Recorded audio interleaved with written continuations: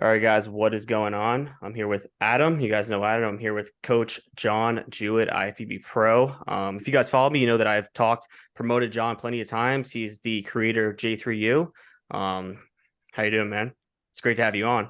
Well, thank you. It's great to be here. I appreciate both you guys um investing into J3U and trying to learn and just elevate the industry as a whole. That's what we're trying to do, make better coaches and better athletes.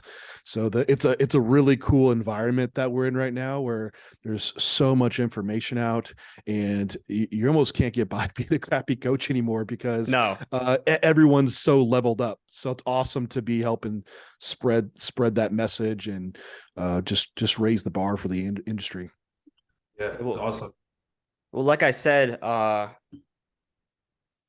Adam was the one that initially introduced me to J3U about a year ago, and there's really nothing else in the industry that exists like J3U. You know, we have podcasts like this, we have, where people talk on specific topics, but just a platform and app like that where we have this, all this information piled together in these lectures, just organized very well. Somebody who's a beginner can, catch up to somebody who's been doing this for 10 years just by going through that relatively fast. There's so much information within that. It's amazing. Yeah, if I went back like 10 years ago when I started bodybuilding, I would have been so jealous of the people that are bodybuilding now, like what they have access to even find out what guys were really doing. Back then it was magazines, like there were some forums you could get into and read through some stuff. But even then, guys were like, it was still a lot of this stuff wasn't truly talked about transparently. So it could have been all bullshit some guys were saying on the forums. So it was hard to get information and string it all together. And to where, like, when I start out, you're asking the whys. I'm like, man, how does this work? Like, why are we doing this? Trying to figure it out for yourself. And if you do that enough, eventually you find answers through experience and reading. To where, like, I'm teaching clients, like, hey, this is why we do these things. This is why I think it's important. And you're like, man, I'm just going to put all these into videos so my clients, I don't have to repeat myself. And that's just kind of what led into, like, you know what, this would be great, like, coursework to go through. And now we kind of realize that, yeah, you're coaching coaches. I'm like, okay, I'm going back through this year and there's a lot of gaps I've seen. There's a lot of ways I want to level up just the course. So I'm doing that right now. I'm going through it just to make it better. So when I first shot those first videos, I was like in my little, like, 10 by 10 like guest bedroom. And it's just already a lot to bring about to elevate just the course. So How long did it take you to put that together? 2 years, 1 year being very unproductive, going through two different web developers that just, I didn't understand what it was and they didn't understand the exact need, to finally come across, his name's Mark Fox. He created, like, trainedbyjp.com, hypertrophy.com, not Joe Bennett's website, also Eugene Teo's website too. And so he was like, I know exactly what you need and this is how it should be. And so partnered up with him, and then starting with him, then it was 1 year for me to film all the content and actually put it together in the product that y'all have gone through. Wow. Yeah, I'm gonna be honest that I think, and being completely unbiased, J3 University is probably the best platform for anybody who wants to become either the best bodybuilder they can be or the best bodybuilding coach they can be. It's probably the best way for someone to learn all about nutrition, training, PEDs, contest prep, off season, everything. Because even myself, I'm in my last year at a university majoring in physiology and exercise physiology. And you learn some things through college, especially just in your undergrad, but to take it to the next level where you're actually able to apply it to bodybuilding and be able to apply it to clients who are also bodybuilding, I don't really see anywhere where you can get even close to the level of knowledge from your app. No, yeah, I appreciate that. And it where we tried to really differentiate is, the rubber meets the road with us. Like, we're living this out and we taking it to the highest level possible. So it's sharing that experience, but then also, like, what has research shown that's helped kind of validate the things that I see in the trenches, but also shape some things that I'm like, all right, maybe I shouldn't be doing it this route because I'm just realizing that that wasn't really the thing that was causing that to occur. It was some other variable. So like research has helped guide some decisions, but also just kind of validate things that I've been doing. But that's what I really want to share with J3U is like, hey, we're in the IFBB, like this is more of like the enhanced physique course, and that really makes it unique. Like a lot of like natural bodybuilders are very science oriented because you got to milk the most out of everything. I think it's amazing to learn from those athletes. Like that's why I looked at research of like, where do we study on natural bodybuilders? Because they can't mask their results with drugs. They have to milk everything out. So if what they're doing, and then you put drugs on top of it, it's going to work even better. But to mask it. So that, yeah, we try to like bridge those gaps and be like, hey, we coach athletes to a high level to stage. The results are there. That's what matters when you're a coach. But also we're going to teach you like the science and whys behind these things, and some stuff we don't know. We don't know everything. So it's been my, as I learn along the way and develop my own thoughts on things, I just share them in J3U and people join along, and we'll just keep learning together. Yeah. Well, that brings into the whole topic of everybody wants an answer through research and through literature, and, the whole bro science versus like these science-based, coaches and stuff. And it's just important to understand all the mechanisms behind things at the end of the day, because with bodybuilding, there is, a lot of bro science to an extent involved with it, because I can't really, prove on paper that maybe doing things this way is going to, be more beneficial, because I don't have exact literature to cite for that. Right. So it's kind of like a mix in both when you're talking about actual competitively bodybuilding. Yeah, absolutely. You can't let a lot of people are highly influenced by research and they jump ships really quickly. Then you have other people that are also just purely on the trenches, right? Through experience. And they also just say, they just completely throw research aside, saying like, oh man, they're like just college students. They've worked out, like that doesn't represent me. I'm a complete genetic freak anomaly. It's like, yeah, well, we're all human, and there's averages within these studies.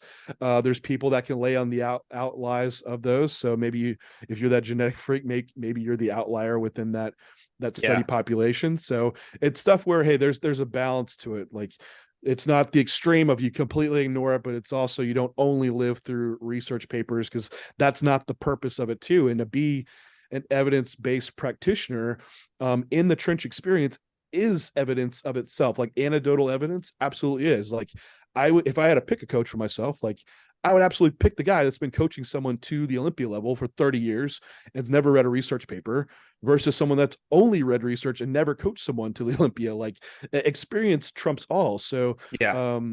but there's still, like I said, the balance between the two, and being a science-based or evidence-based coach. Yeah. You don't throw out your experience and what you've seen, but you also should look through science and have understanding as well. Yeah. It's very important to understand that, because I talked about this on the last podcast, because the podcast before that I did, with a guy named Paul Carter. I'm not sure if you're familiar with Paul, but so Paul's very, evidence-based, all about literature and all that stuff. And we talked about volume. Volume is the big thing, right? Everybody's so curious about how much volume. There's too much, too little. And he says, once you go past 6 sets, you're not getting anything out of that. I don't necessarily agree with that, just due to my experience. And I think there's like a threshold, like there's a point of diminishing returns, but people are so stuck on what's the number, right? And there's not just a general number for everybody. It's a range. And really it depends on you, the individual. If you're still progressing, are you really doing too much? And when you're at your level, somebody like you can also tell when you're doing junk volume, right? When you're not doing stimulating effective sets, you can tell the difference. Yeah. Would you like to hear my thoughts? That's why I'm bringing it up. I want to hear your thoughts. Yeah. With around volume, like the past couple of years in hypertrophy research has been pretty phenomenal. Like before that, it was going off strength training research, and we also measured muscle growth. And so they weren't really geared around hypertrophy. Then we've had like a lot of the volume literature come out, realizing that the groups doing like more volume tend to grow more. Now there is a point when doing so much volume could lead to more fatigue and also might cause less growth. Now, I think we have to also like realize these papers are meant to bring about an effect. Like you have, usually they're in universities, right? So you have this 16-week study, because that's what about a semester would last with coaching these, these research subjects. And you want to see an effect. So you're going to push them like pretty hard in some of these volume studies. So you might see a study where they have a lot of volume present. They wreck those guys by the end of it. Like, it's not a sustainable way to train. So it's not meaning you should do that much volume that they did in the study, but more so like trying to, so like volume has this effect on growth. But man, the number, like, it's from a coaching aspect, you really need to weigh in, like, for one, the athlete's psychology around what does their volume even look like to begin with, and what do they connect well with. So, and what I mean by that is like you were mentioning, you could have junk volumes. It does seem like you absolutely need to, well, let's first qualify volume by like sets, the set number, Working right? sets, yeah. Working sets, and these sets should be pretty close proximity within failure. The big debate now is how close to failure. Do you always train a failure? Do you train a WEP or two away from hit failure? But the farther away you do take this from failure, probably need more of those sets to accumulate the effective stimulus to create the adaptation. The closer to failure that you go, those sets on a per set basis are more stimulating. You would need less of those sets. So should you just say like, well, I believe in failure and that's how everybody should train, but you have someone that has a psychological profile that for them, maybe that builds a ton of anxiety in the gym to have to try to always beat the logbook and have that type of mentality. Maybe they might do with better with a higher volume approach, or even an older individual that have some master client around injuries. Like, man, getting those sets that's relatively close to failure, that's when it might be more precarious for them from a safety standpoint. So, but absolutely, we might have some individual that is that kind of type A, like, hey, I love trying to progress a logbook. I love training hard, and they put a lot of intensity in their training. And for that person, like, to engage and enjoy their training, that's probably going to progress them a lot farther than putting them into a program that they don't enjoy. Now, within that same thread, like you do have to separate like what is emotionally driven training and what is actually what you need for your result. And it's like, I came from that background of like powerlifting into DC training. Like, I was go grinder rep. Like, I loved that stuff. Yeah. But it was very emotionally charged, like mentally just going crazy before your sets. Yeah. And to an unproductive point. And I think people, for one, are a little scared to train with a lot of effort. Absolutely do think you need to be pushing yourself. And so you're getting some people where their true like proximity failure is actually pretty damn far away. Yeah. So that set number has to get pretty high, and just kind of leads into just a lot of fatigue and a lot of sets that are just not productive. So there's a balance, and it's going to shift within that range, like you said. And that's what I truly believe. I'm not going to say like you need 6 sets, because I know guys that could 6 sets would max them out for stimulus wise and fatigue wise. But you could get some guys that might need a lot more, actually. Yeah. Like even my back trainer now, like 16 sets a week on back. So, yeah, just, it's one of those depends. You have to monitor your fatigue, your logbook progressions.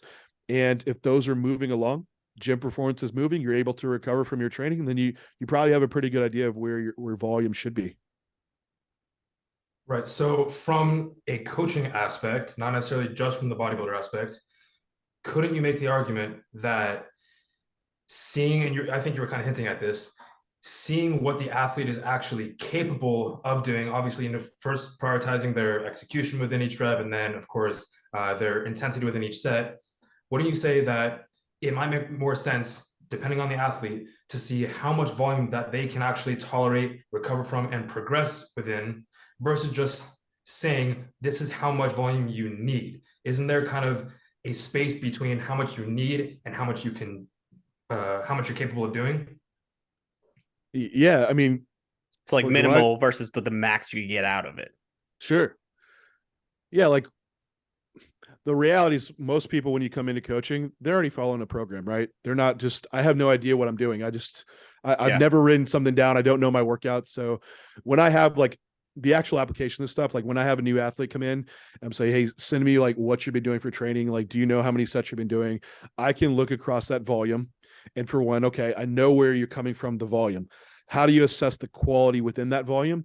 So I asked for 4 main lifts. a squat, a hip hinge, a press, and a pull. Send me your working sets of those. For one, I'm checking like where from a athlete development aspect are they an execution and also an effort. So I get a pretty good gauge of like, okay, this is persons that I need to correct form and I can improve stimulus on, or this is someone that just has way too much intensity and I need to dial that aspect back. Or it's also like being able to gauge the volume level that I should be taking that person to.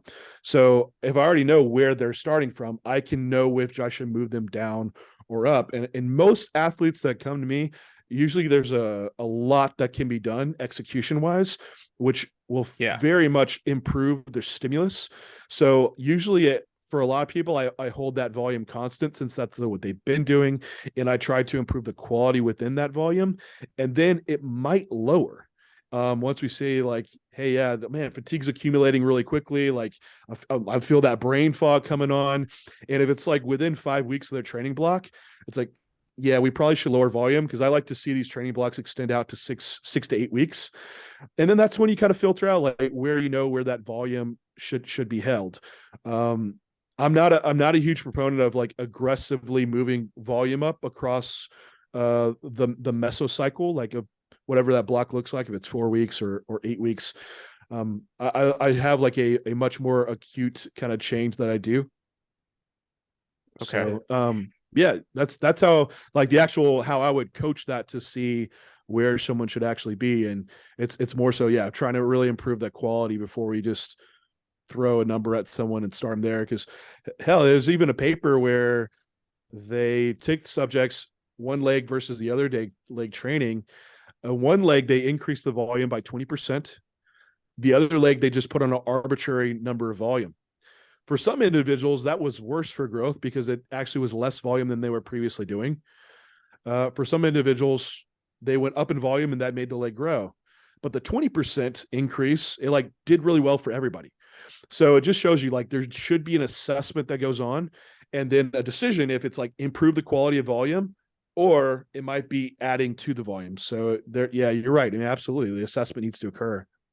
Makes So sense. what we have now is we just have a whole in the fitness community, a big, just influx of people who are afraid of too much fatigue, right? They throw around stimulus fatigue ratio. They're afraid of doing too much. HIIT became super popular. Everybody's all about the low volume. And, the volume recommendations that I typically give, and this is a range. So I always say it could be a little bit less, could be a little bit more, is around, 6 to 12 working sets on average. And then if you're trying to prioritize a muscle like back, then we move into like 15 to 20 max, depending on the person. Could be a little bit less, could be a little bit more. There's obviously so much nuance when it comes to that. It depends on the person. There's factors that go into it. But, some people hear that and they'll just say, 15 sets, that's way too fucking much, that you're going to too much fatigue, you're going to get more out of less. And it's like, you don't really know that, it's going to be different for every individual. And like you said, like somebody who's used to doing more, like, I'm used to doing 10 to 12 working sets to failure, to absolute failure. I never have an issue. I can continuously progress while doing that. I recover fine. And, maybe I could do things a bit better, but I would only imagine that me moving down to, 6 sets, I would do 6 sets and it feels like I'm not doing enough. I don't like training that way. So if that's the case, is it even optimal for me to train that way if I don't enjoy doing that little within a session and I can still progress it the other way? Yeah. And that's where you weigh it out. Like Yeah. the enjoyability aspect, but you do have to pull out like what is optimal for your goal. And is that the balance, right? Like you're doing something so enjoyable from a psychological aspect that it's not as productive. But I think like, what are we talking about here? Like 2 sets, like 3 sets difference, right? Yeah, that's right. It's like we're talking about a couple sets and people, act like it's the end of the world. Once you go past 9 sets, it's like you're doing junk volume, too much fatigue, you're hurting yourself. And it's like, you don't know that. You can't say that. I would know that better, judging off of my own progression. Yeah, you can't just have someone like look at your execution or your program, be like, yeah, that's way too much. Like you have to assess the person, follow them along for like a little bit of time before you can truly say that. I mean, there's probably some standouts in programs where like it's like, yeah, this is a mess, or you see someone have performed one lift and you're like, that's already a mess for like just quality stimulus. But yeah, it's just truly has to be the assessment. And what we can see with hypertrophy is, man, a lot works. Like you have these guys on Yeah. the extremes, like dogmatic, like I only do sets of failure, very low volume, or high volume, farther away from failure, and Both work. they both can work. What's not sexy is like the middle ground of like, hey, you shouldn't probably take everything to failure because that's a little fucking crazy. Yeah, every time like I crawl out of the squat rack and like I'm gonna blow my kneecaps off. Like that sounds insane. Also, like we should probably also have some things we absolutely are taking to failure that's safe to do so. So it's like use both, like failure training, a little bit away from failure. It's a tool to be used. It's not a training program. So I feel like it does box you in a little bit to being narrow-minded if that is your only tool that you're able to use. Like I get only trained to failure, because do that through a prep and you'll have some major issues managing fatigue. Yeah. And I feel like that is when people are very emotionally attached to the logbook. Like I have to maintain these numbers at all costs, and you're just changing your form and training harder session to session just to match a number, when there's probably is another route you should do to manage that session to keep up performance and just get to stage. But so yeah, I agree. Like you can't just look at someone's program and tear it apart so quickly. Yeah, well, I mean, people just do that whenever they see like somebody else post a workout online. Everybody will come at them. But so, we know there's a point where it would make sense to maybe titrate volume up. But would it also make sense, because there's a whole thing against intensifiers too, to add in intensifiers, not necessarily for more stimulating reps, which would add to like overall more volume, but just for more intensity to push the envelope further. How would that play a factor, just to throw in like drop sets just to have more intensity within your training? Do you think that has any relevance? Well, okay, so from a literature point of view, it does seem like very short rest times do lead to like poor quality of that volume. And like absolutely, like the longer rest times, like to the 2 to 3 minute rest times, allows just for that quality volume to be much higher. So you might have to do more of those sets to get more quality reps. Now from a time efficiency standpoint, I think that's something to be had, and we have to make just that consideration for clients. Yeah.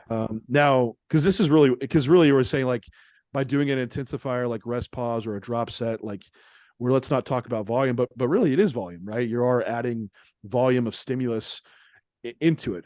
Now it's like a continuation of very high effort training, but also usually the loads are dropping, the reps are dropping significantly because there's a lot of fatigue locally present.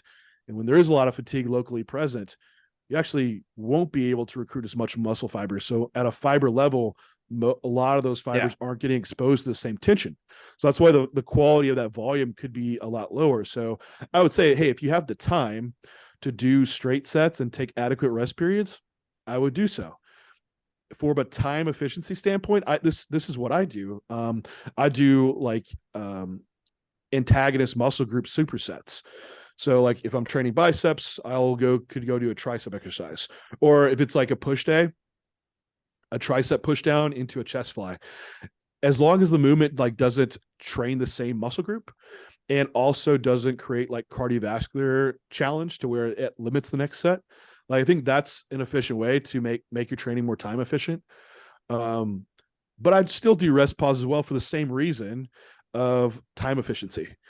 And also there's some psychological aspect around that too, because I don't know if y'all have ever you want to say something? That's what I'm trying to get at is I know like from a time efficiency standpoint, it all depends on like the overall implementation of the program, right? There's going to be times where if we just have all straight sets, the most mundane, boring way to train, that's like on paper what looks the best. But we could like throw in rest pause sets. Obviously, with the implementation, maybe it'll be just as good as doing additional straight sets, or maybe a little bit worse. I don't think it'd make a significant difference. But is there like a psychological aspect to pushing the envelope, doing those drops to bring that intensity that you think would play an important factor when trying to progress your training? I think especially for someone that can only train all out, and you need to help that person find the middle ground of like managing the emotion, like in compound sets. Be like, hey, in this isolation, go nuts. Like just take it all out, like have short rest periods, and like that would cater into them, but it helps them kind of manage the total weekly fatigue some. Like I'll do this with like some isolation movements that for one, if you've ever been at the end of a session, you just kind of like don't really log some of those movements as well. It's just like, yeah, you're like rare doubts. Like, I don't give a shit about this. Like, I end up not even jotting them down. It's like, okay, if I rest pause these sets, like, and I have some rep goals to hit, it keeps me like kind of mentally engaged along with that. So I enjoy it from that point of view, but also it's just fun, man, just to get after it at occasion. So, and like, if it's a rear delt, taking it all to failure with short rest periods, it's really low fatigue. It really is. So I think it has created a bit of culture around like stimulus and fatigue. Like, these are great concepts to know, but people are a little scared of having some fatigue. Like, hey man, you can recover the next day, maybe take an extra day off. You kind of know where you stand at least, but you absolutely can push it. Like, people push themselves really, really hard. I rather, like, it's the bodybuilder in me, I'd rather go too far than not far enough. That's with a lot of areas. Yeah. Definitely. Do you think for, let's say, someone who's in between a beginner and intermediate, someone who's been training for, let's say, 2 to 3 years, having the mentality of hearing these guys saying intensifiers are pointless, the studies don't back them up, and listening to only that through one ear, do you think that is detrimental to their progression in terms of building muscle, versus if they were to train, a little bit more intuitively, listening to people in the other ear saying, train as hard as you can recover from? If that type of, if the person with that type of training age doesn't necessarily know how to train to failure, even close to failure, but maybe thinks they're training to failure, don't you think that might be a place for intensifiers in a training program, if that's your athlete, to get them to cause enough of a stimulus that they aren't getting just from the straight sets, until they're able to eventually learn how to actually take those sets to failure? Yeah, I mean, it's tough because like with the beginner or earlier intermediate, it's at least someone that they kind of suck at executing anyway. Yeah. And like, as you train them close to a failure, mechanically they break down a lot quicker than someone that is really advanced. So for certain lifts, like to say like, hey, we should push those people to do failure drop sets or intensifiers, like that should be a part of their program. I have some disagreement along with that, just as a generalized statement to make it, because there are certain places to be able to do it, and I'll get to that point. But I think for that earlier individual, the importance of like getting proper execution, because for one, like they could get probably even farther away from failure and just grow anyway. So like, hell, it probably won't matter for that earlier on individual. They need more sets to practice that skill set. And as they get that closer to failure, it kind of takes away their ability to have the number of sets to practice with. Now, do you need to have that person at some point go to failure and understand where effort is? Absolutely. But it should be a progression, I think, into it. Now, where should that be? I think it would be great to start like within isolation movements that are probably more machine-based, more fixed. There's not any learning curve. Like, all day we like pick up stuff and like with our biceps. So, I mean, there's not a learning curve much like a machine bicep curl. So I think that would be a great implementation to teach someone along the way. So this is kind of like the middle of the road, doing a little bit of both, rather than going real dogmatic with it. Like, you have someone where they're progressing load and reps up on their compounds and staying a little farther away from failure with more sets. Hey, if you keep adding load and reps, at some point you're going to get your lifts really, really hard. But on the isolation lifts, you have someone like, hey, I want you to get as many as you can and push it. That's what how you could implement that. If you're coaching someone like that, film their lifts. Like all my athletes, like we do video footage review. Like, I'm not going to send them a plan and just assume like, hey, I want you to do a hard set. Like, what does a hard set look like? 1 rep from failure. What does 1 rep from failure look like? Yeah. So it's almost always like 5 reps. Yeah, you just have to teach it. You have to teach someone that. So I think there should be areas where you're able to teach someone what effort looks like, but also you can't make a generalized statement that those earlier on athletes, we should have them trained all to failure. There should be a learning aspect for the big compound lifts. So you don't disagree? Tell me. Hey, no, it's bullshit, John. Well, I think also, if you take them to failure, if you extrapolate that to, let's say, someone who's been training for 5 years, so they're kind of getting close to that natural plateau, in order for them to see enough of a stimulus, and that might be a way for them to implement more, of a stimulus into the set, because, and obviously, the answer is always it depends, but it always depends. Yeah. For, let's say, this specific athlete, if they don't know how to take themselves to failure because of the psychological reasoning where it hurts. It's uncomfortable. Why would they want to push themselves past comfort? So maybe an intensifier such as a rest pause set, a myo rep set might allow them to actually reach failure versus where they're straight set. They just kind of need that little break, take a few breaths, and then keep going. Don't you think that could be a reasoning for implementing intensifiers for that type of athlete? Yeah, potentially. I think that's kind of like a safety net to ensure that they're hitting failure. Yeah. Could they not do the same though? Like they say it's rest pause, they rest their 30 seconds, they do their next set, they start 2 reps, like, oh damn, that got hard again, I stop. Yeah. And so it maybe doesn't actually take them to failure, or they drop weight, it starts burning real quick, and they're like, oh, screw this is even worse. And then they don't take that to failure again. So I guess there's a potential like that might not lead them to the place of trying to teach them that effort level. I feel like for most intermediates that I come across, and I mean how we define like an intermediate, but at least in my body, like my bodybuilding mind, is this is probably someone that would have a development aspect where they could be taking a crack at like the national level. It's probably someone where they can push it pretty hard if they've been through preps or things like that. Like I feel like those individuals might have an understanding around effort. And I'll say the athletes that I get, usually they're coming to me because they like click with my psychology, and usually they can push themselves. That's not the issue. It's me needing to save them and more teach how to back them off. So it depends. Out of my world. Yeah, like damn it, John, you said it depends. So yeah, it really does though. Like most of the time for intermediate, it's like you got to teach them when to back off and not be stupid. But so when you say back off, do you mean back off less volume or less intensity? Could be both.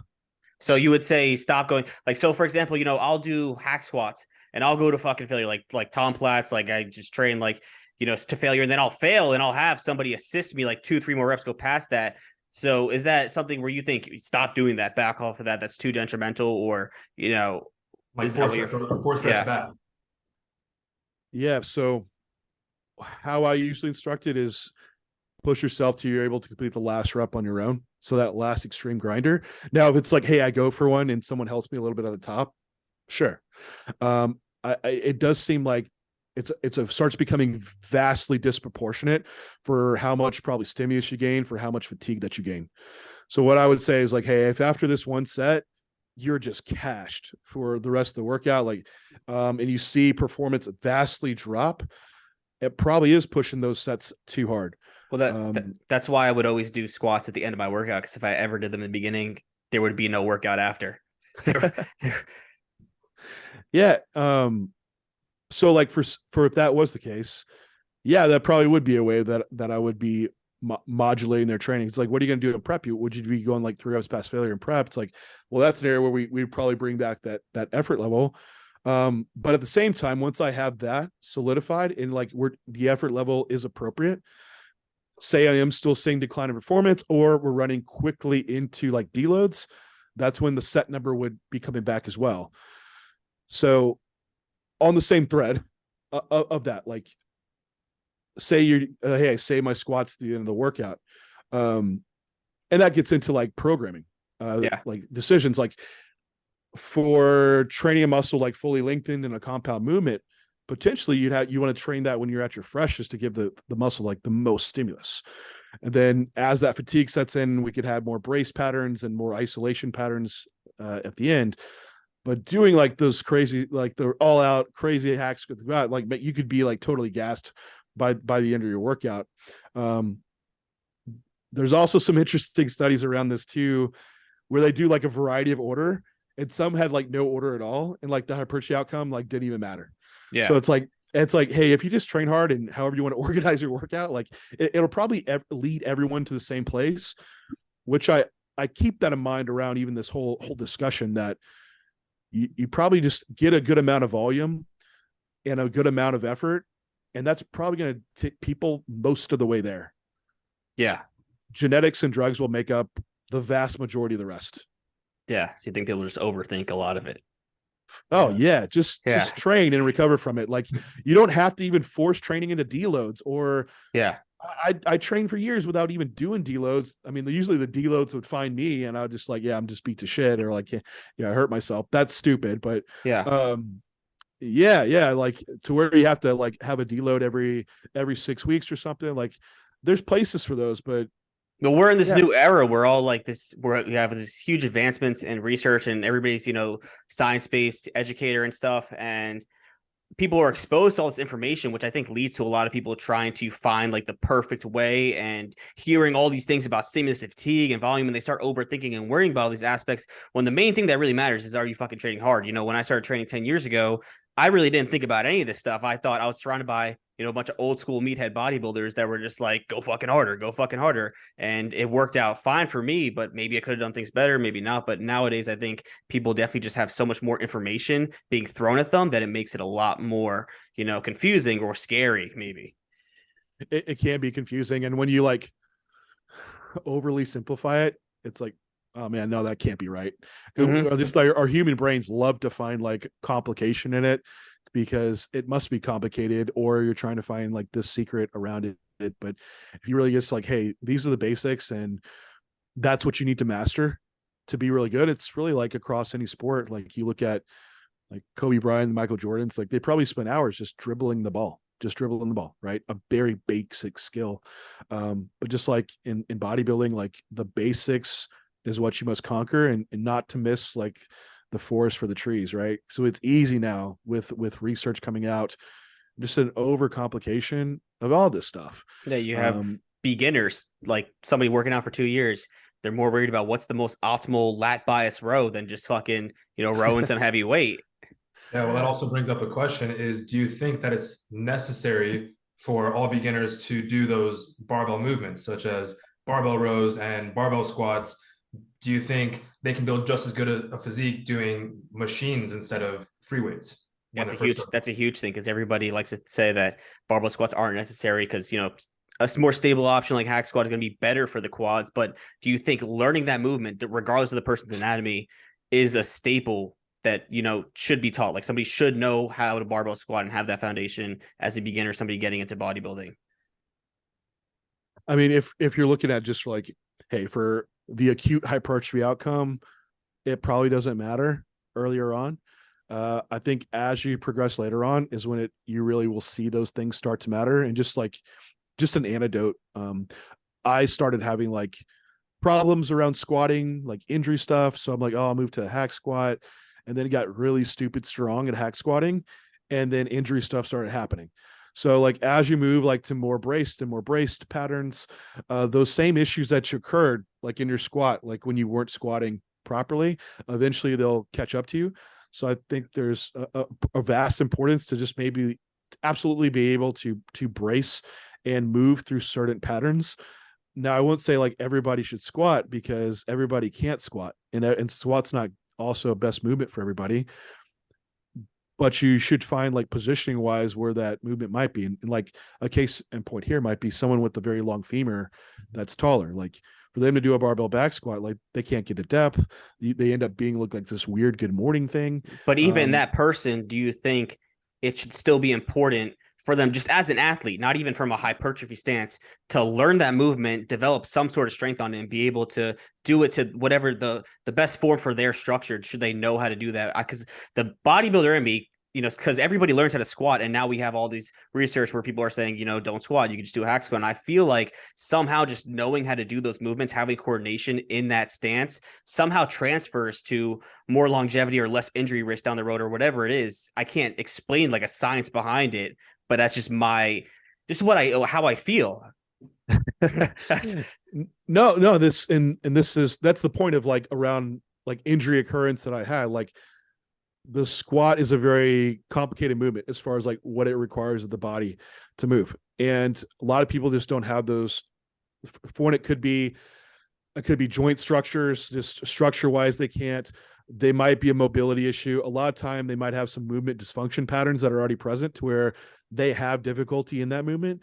But if you could get them in the squat that's right for them, certain movements that are right for them that have a high complexity, I agree with you. I think it does carry over a lot. Like to be able to properly brace the core, position the rib cage, allow these movements, to be able to get into a squat position, have proper like internal rotation of the humerus and the whole, being able to have good transfer of like knee over toe. I think all those are important, and those will carry over to your other lifts. Like if you have an amazing squatter, like you could absolutely destroy like a hack squat or pendulum squat and a leg press, all that stuff. So I think for beginners and intermediates, like the issue around it, right? It's like it's a movement that has a kind of a shotgun blast of stimulus. So you won't get off it like, man, my quads are just only smoked. Like, yeah, I feel kind of some glute, maybe some lower back, like it's a little bit of everything, but that's a beginner. Yeah. They need like an overall stimulus. Like a conventional deadlift could be just fine for beginner. They need some overall stimulus, and it doesn't take a lot of specific stimulus to make them grow. So yeah, those earlier on movements, I think there's a lot of merit in it. Like if I get someone that has an athletic background, they're any course of athletics, like throughout high school or a collegiate athlete, like man, their ability to execute those movements and progress is pretty phenomenal, and they understand effort level too. Mm-hmm. So yes, I think like having some of the basic movement patterns are really important for one. It can have hypertrophy, absolutely, but from a long-term like movement perspective, it does as well. Yeah, it's like kind of like, you know, stepping stone. Everybody overlooks that because they just look at just what the literature says. And it's like, obviously we have a more stable option, like a pendulum or a hack, better for quads. But it's like, that doesn't really matter if you're a beginner. You know, you're going to do a leg press, you're going to do leg extensions. Why do you need to do the most optimal quad by a squat movement? Because at the end of the day, you're going to get more out of the squat overall. And you need that foundation of mass. So doing something like a barbell row where it's involving more lower back, I feel like could be a better option for the beginner, depending on the whole program outline, but just involving more muscles, building more foundation and mass within that, and just also learning the coordination somehow down the road. Again, I can't explain the science behind it, but I've never seen a pro bodybuilder who doesn't know how to execute a proper squat. And I can't imagine it either. It's not fathomable to me. Yeah, it's and like back to the point of like how I would train a beginner, right? Like having more sets, more practice to build competency with those movements. And so a squat, like, yeah, you don't need to take them that close to failure to make sure they can really build like some good competency with their squat, and have the correct cueing. I think it's absolutely appropriate to be in a beginner program. When I was in 7th grade is when I like first ever squatted, and it was a barbell back squat. I was fine. Like, it was fine. I did that for years. It's okay. At some point I had the understanding that like, hey, as a bodybuilder, if you're doing like a 600-pound squat and you need like a very specific quad hypertrophy, there might be a better option that needs to be in place there. Yeah. So it's needs basis, like exercise selection. What do you need from an athletic and also just a bodybuilding development aspect that kind of guides your decision around picking those exercises? Yeah, well, there's a point where things become more, you know, it just makes more sense to implement them. And everybody, these guys, these beginners, these kids look at somebody who's already a pro like you or like Chris Bumstead or somebody, and they don't realize like there's a difference in what you need to do at that level in every aspect, whether it's your diet, your training, the gear versus what the other person needs to do at that level. Yeah, and you even forget to look at like what were these guys doing when they really got big. Yeah. And a lot of times it was like progressing their lifts hard. Like they probably had a time when they were like really pushing PEDs at a level. Then you see like their new training methods, like, oh yeah, we do this little cue here, and we like squeeze here, and it's this really lightweight. It's like, is that how you built your back? No. It's like, well, no, I just picked this up last year, but this is what I'm selling in my ebook. Yeah. It's like, okay, like, no, we should look at like, what did the guy do when they really grew? And I guarantee it's like most of the time, it's what everybody preaches. Like it's when they were getting their strongest, like progressing, getting stronger, big basic movements that are appropriate for them.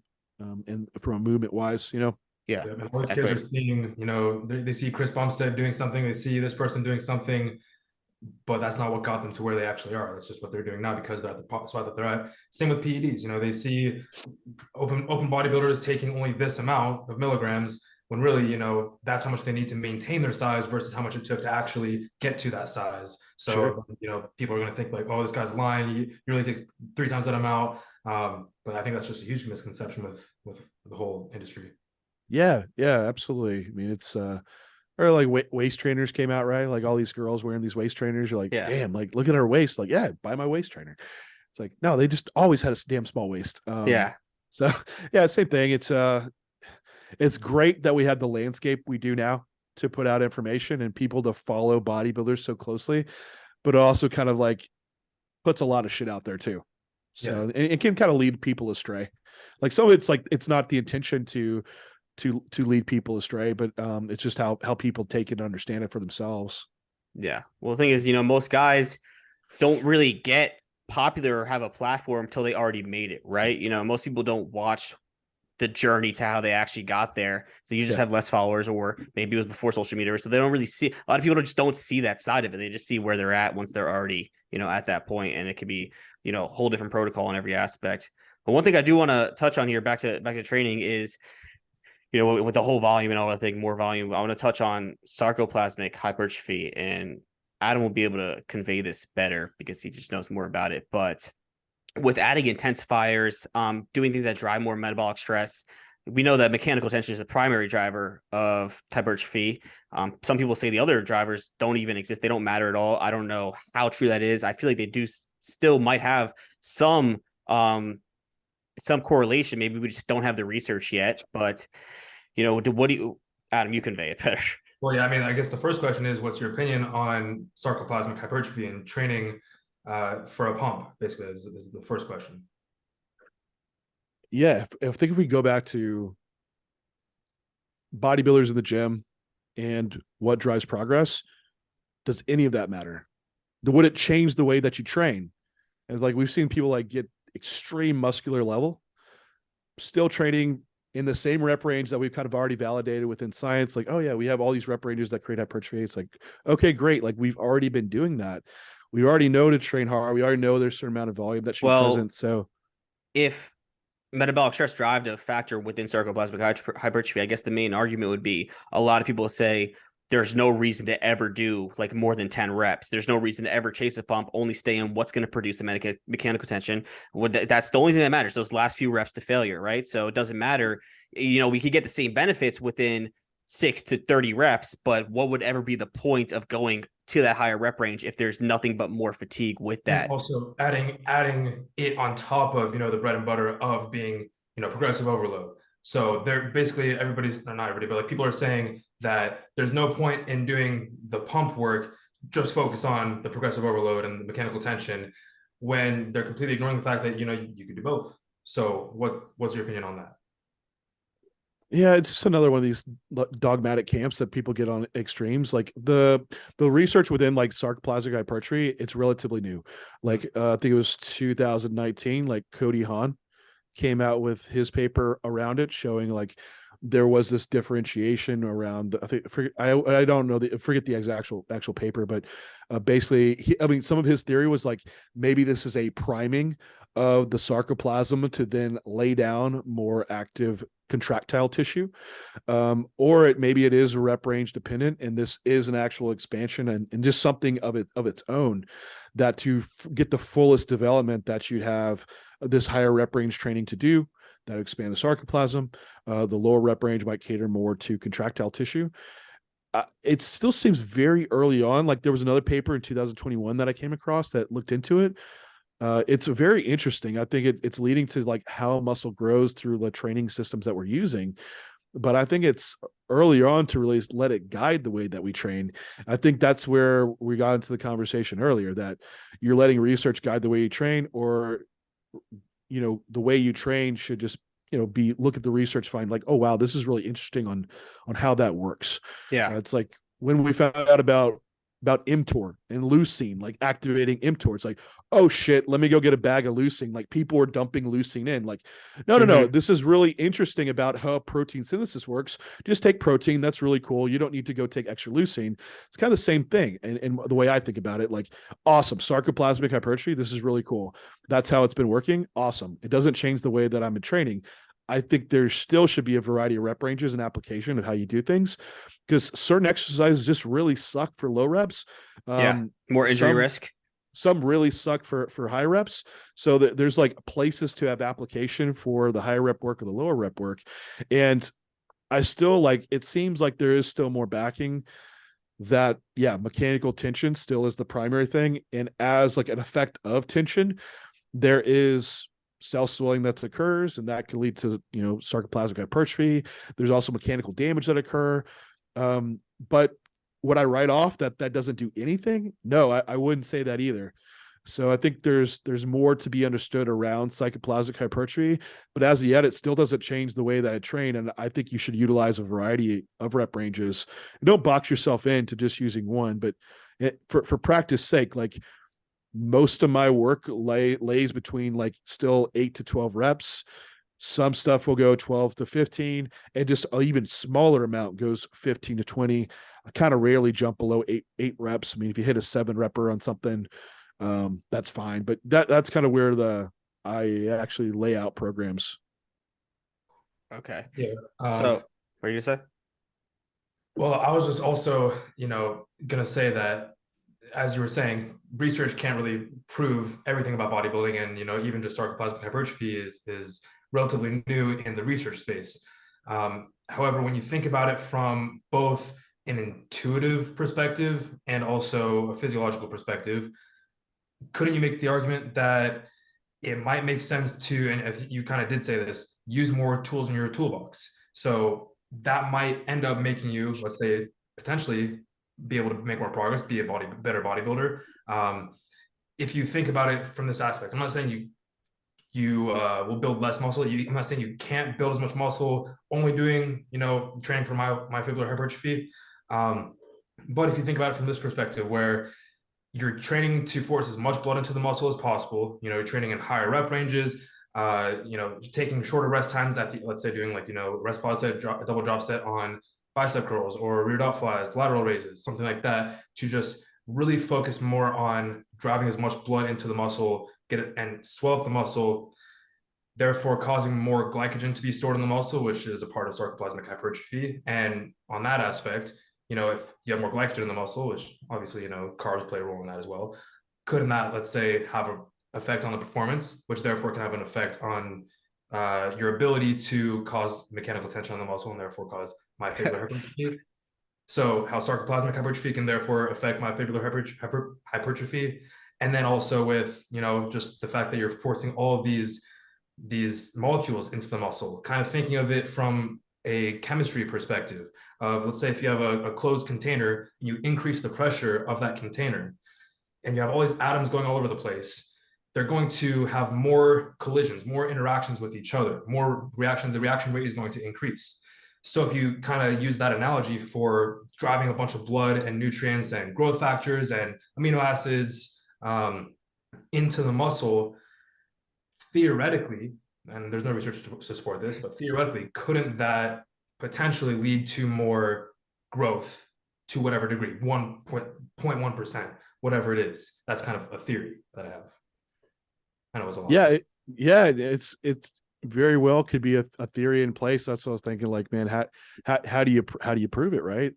There's not proof around that. But I think that's where people read stuff like that. They're like, oh man, I need to have like, and you've seen this program, like this is my like mechanical tension part of my training. And then I'm doing my metabolic work of training, or now I have my sarcoplasmic like training block or my mechanical tension training block. And we get kind of, rabbit hole and like how you're thinking down certain paths. So do I think you need to drive it to an extreme extent? I don't know if you have to. I think it could go very far without needing to do that, because that's just what we see in the trenches. Could there be applications like in your toolbox? Yeah, I think so. I don't get to get in a box of like, hey, this is my program. Like you always do this at the end of your training. Like one great application for it, and Laura, some of the stuff even came from, even initially, was from blood flow restriction training. And the application route, because that came out, and what happened? Fucking everyone's using blood flow restriction at the end of their workouts. Like it's now like the program, but you're missing the application around it, right? It's like at times when you're not able to use heavy loads, like in rehab setting, like this stuff was a phenomenal thing to use. So that's where it has the application. Like, and but you could probably do the same thing with just straight weight rather than having blood flow restriction and doing high reps. So do you need to then have like drop sets and rest pause sets to really take it to the extreme, maybe there could be something around it. I guess what we see, like anecdotally, like, man, people get huge with not having to do it, but some people do it. So I think if you're kind of rotating that stuff in, it would be perfectly fine to do. It's not something I lean into heavily, just personally. Yeah. But there still is like higher rep work on some of the ends, and then sometimes there's some rest pause. So I don't have it like extremely intentionally programmed in, but it's very right to have that theory. And I think as we get more information on sarcoplasmic hypertrophy and eventually if that leads into some papers where you kind of see these separate out, like maybe a group only does, low rep loading and you have one group that does a little bit at the end, like real intentional for that. Yeah, maybe that we can find greater differences. If all the volume's the same, it might just wash out. And then so then it comes down to like, hey man, what do you enjoy? If you enjoy just like, it sounds like you both enjoy like just training hard and smashing it. Yeah. So that's what you enjoy, just do it. Well, wasn't that theory that you just said, wouldn't that be like kind of similar to the reason why I believe Milos does this with, just doing insulin pre-workout and then, mega dosing amino acids, all that stuff, carbs, intra-workout, and then he does the giant sets. Isn't that kind of like the reason why he would do that due to that theory? Same thing, yeah. Same idea, yeah. Okay, but we don't have research to support it. But yeah, the theory thing makes sense. I don't want to seem like that's the bread and butter of my training. Watch this, but I think it is an underutilized tool, or maybe an overlooked tool that I would say also, especially more of the natural community really looks over, because when you're natural, you're probably not going to be able to store as much glycogen. You're not going to have as much testosterone in your body. You're not going to have as much protein synthesis occur. So maybe theoretically, it might not apply as much to someone who's natural versus someone who's enhanced. I would love to know your opinion on that. I guess it's like around glycogen storage, right? Like if you're already resistance training, you it's very likely you probably already have enough like adaptations to store glycogen. And then think about how much glycogen depletion normal resistance training workout is in the off-season setting when you're already also eating a lot of carbohydrate. Is that going to be the limiting factor around having performance on those earlier on sets? I don't know. It seems like it likely wouldn't be. To where like, hey, I must do this sets so I can store more glycogen and then have the adaptations to then lead to more work. Now, maybe there's some slight contribution there. But again, this doesn't seem like it's a major limiting factor. Right. What I would say, if that thing that you're doing at the end to drive that is then driving down lower quality volume because of so, that might be something to reconsider. But again, it's like an isolation exercise, like, and it's like one movement of the day. Like this probably isn't a big deal. It could be absolutely a tool to utilize. But it does seem like there are a lot of guys that don't do it and still like seeming really good progress.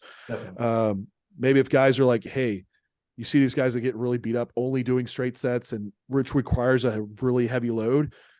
Hey, you use this because you could probably use less load and maybe a bit less injurious, right? Mm-hmm. Yeah, and I guess also kind of going with what you were saying with being in an off season, theoretically, it could also improve insulin sensitivity, because we know that just exercise itself is going to cause more GLUT4 translocation and more glucose to be able to be uptaken into the cell. Not saying that you can't store glycogen in an off season or any time, but potentially it might help further the amount. Kind of the same idea as metformin or berberine, being able to uptake maybe just even more. It's kind of hard to quantify it, but just the idea around it and the mentality towards like, I'm going to try to do everything in my power to build as much muscle as possible. That's kind of where I was coming from with just utilizing all the tools in my tool belt. Sure. Yeah, no, that's very understandable. Cool. Okay. I want to talk about get into a little bit more PEDs here now. I used to watch your videos back in the day. What is it? It's like 2017, 2016. Was that when you went pro? 2016. Yeah. So the stuff you talked about then, like your protocols, do you coach yourself now? I do, yeah. So yeah, the protocols like you did, like a lot of stuff. I feel like from what I noticed, is it's a lot different from what I see in J3U from your logbooks. Has that a lot of your, your how you go about your PED usage changed from that time period in the past, 5-6 years or whatever? Well, So how that's long ago? 7 years, 8 years. yeah.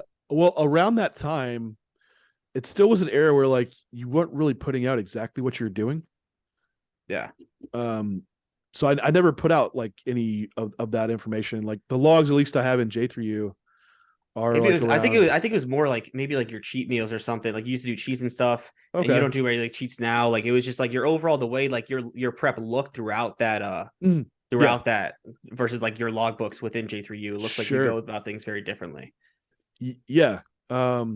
Relatively so. I mean, that's when back then I was working with Matt Jansen, and that's when I turned pro, and there was a lot done that worked extremely well. And I think if you like kind of scoped out, you had someone that didn't know a lot about bodybuilding, you're like, hey, Yeah. this frame, they look about the same. Like the framework kind of looks the same, but there's some nuance there that is different that I found has worked well for me now to make progress and more so manage fatigue on the prep to where I'm Yeah. able to get in better condition.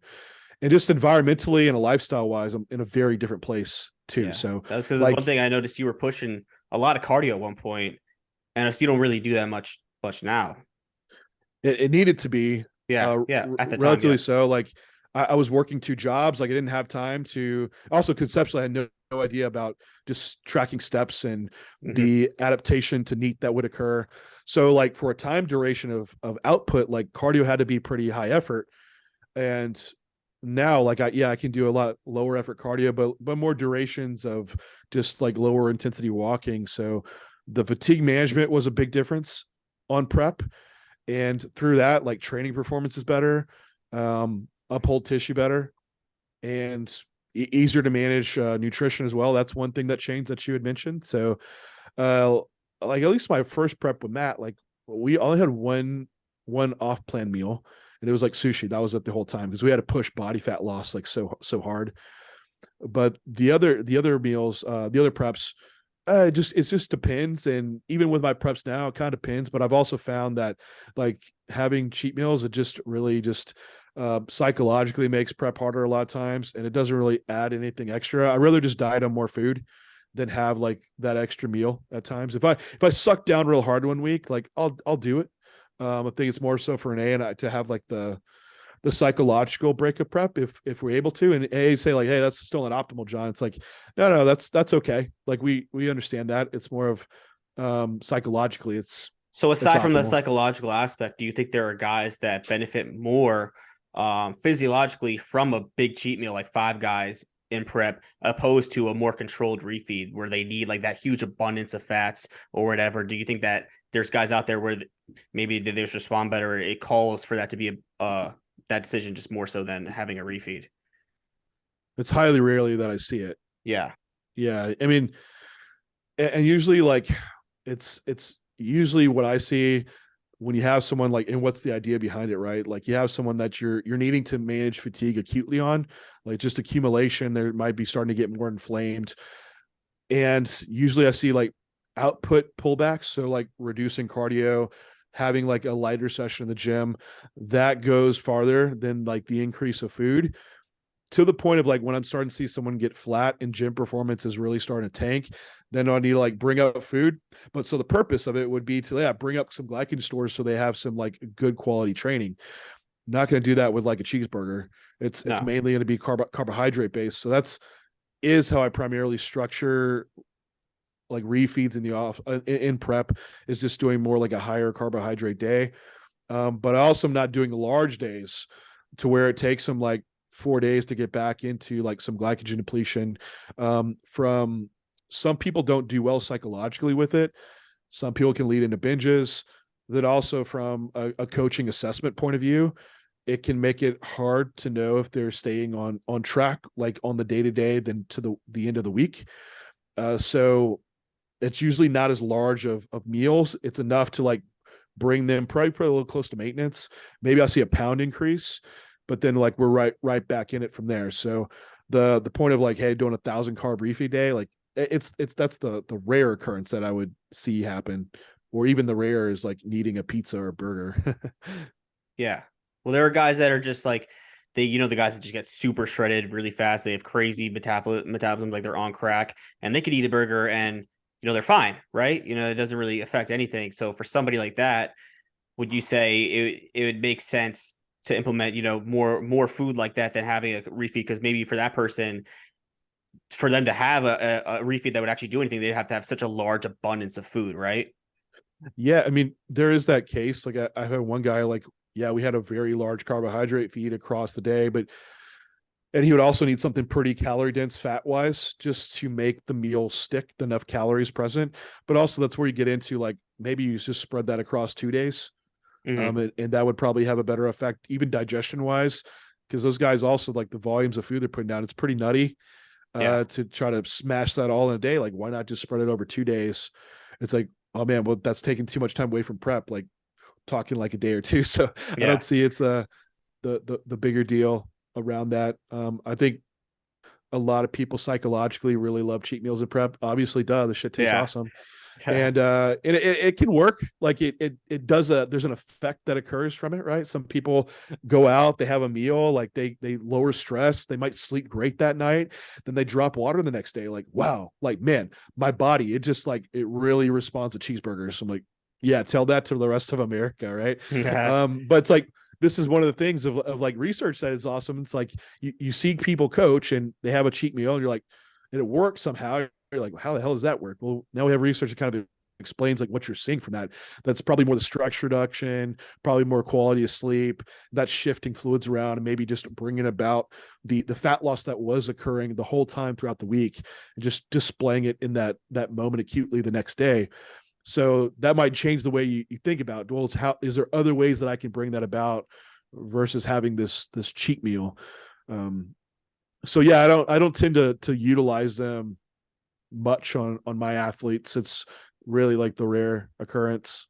Yeah. Well, we know when we're talking about enhanced versus natural, there's gonna be different things, right? So for somebody who's natural, we're typically implementing a refeed to keep their thyroid function high, because once you're so lean, thyroid function is going to start to stall. With an enhanced competitor, there's somebody just going to throw in T3 usually. So what is really the benefit of using a refeed aside from, I guess, just restoring glycogen storages and being full throughout a prep for somebody who is enhanced, when they're further out? When they're farther out from the show, Yeah, let's say they're man, there for there's like 4 or 5 weeks out, oh, maybe that's maybe just to practice the peak.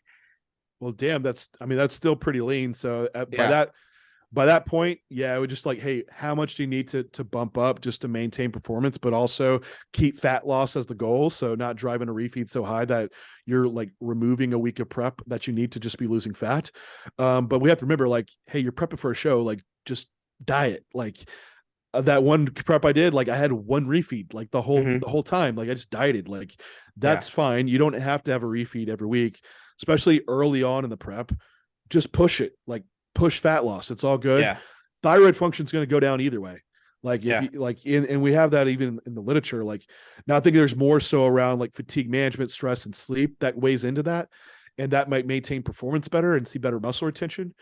But as far as like hormone function and naturals, like man, if body fat's going low, calories going low, and energy output's going high, all those hormones are going down pretty much Yeah. regardless. But as you get closer to the show, maybe those refeeds are getting more cycled in. So I still think it's brought in more so from trying to uphold training performance, which in turn upholds muscle tissue. But number one is still you have to have fat loss on track. Like if you're not lean enough, you shouldn't be having refeeds. Mm-hmm. Just Yeah. just keep pushing. Yeah. Well, a lot of guys just, they tell themselves that I need a refeed or I need this cheat meal now because maybe they don't see the scale go down and they think like that's going to be the answer by just I need to bump up my thyroid function, right? I need this cheeseburger that's going to, spike my leptin, all this shit, and Sure. it's not. Yeah, it's always usually the- not Yeah. not what's happening. It's more of like what we just previously had stated, right?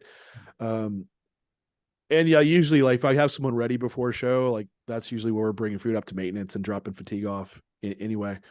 But yeah, natural versus enhanced. Yeah, we have all the drug tools to be putting in place to where we can kind of uphold that function. So it it can help. It can make a little bit easier of a prep for sure. Yeah.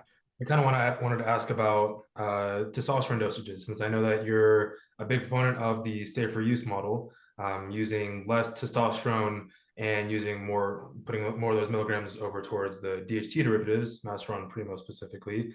Do you think there's ever a place, I'm sure there is, where it might make sense for someone to be taking more than half a gram, let's say 750 milligrams, even a gram of testosterone?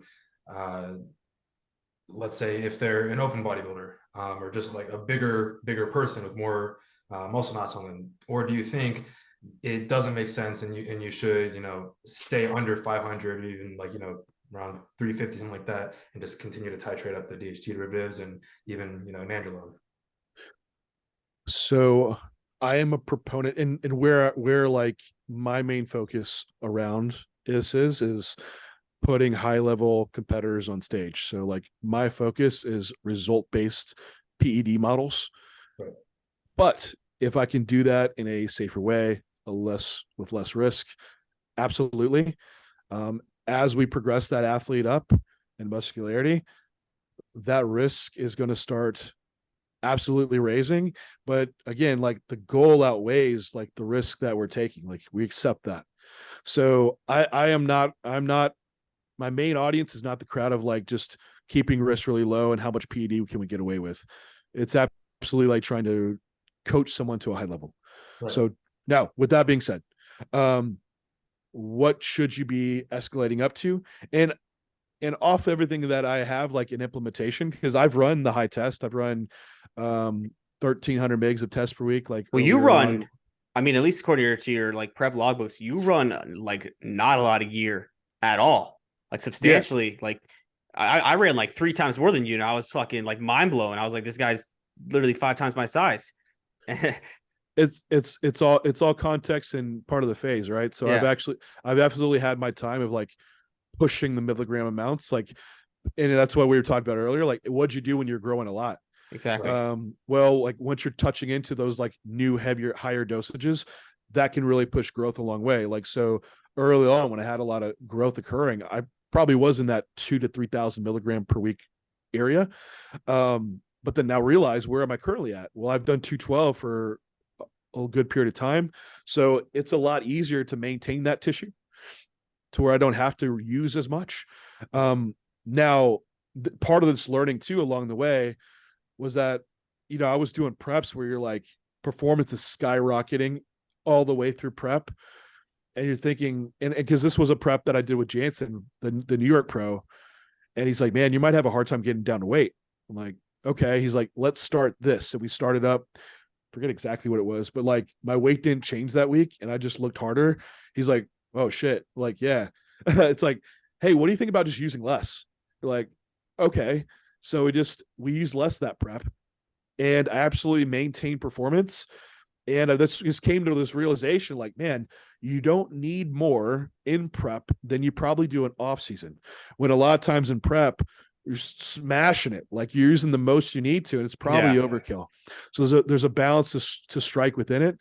So we were kind of lowering risk earlier on, but it really was just like still result based. Like that's what we're focusing on, and that maintained tissue. So through the years of doing 212, I've just gotten better on what I'm able to do to maintain that tissue and bring it to stage, but still like push it through the off season. Now, this past off season, my heaviest, I was up to 262.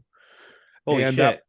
That was doing like, and I'm completely transparent on what I do, like 2,100 mgs per week and 7 IUs of growth hormone per day, with all the ancillary stuff that goes along with it. That's 2,100 milligrams total of all androgens, right?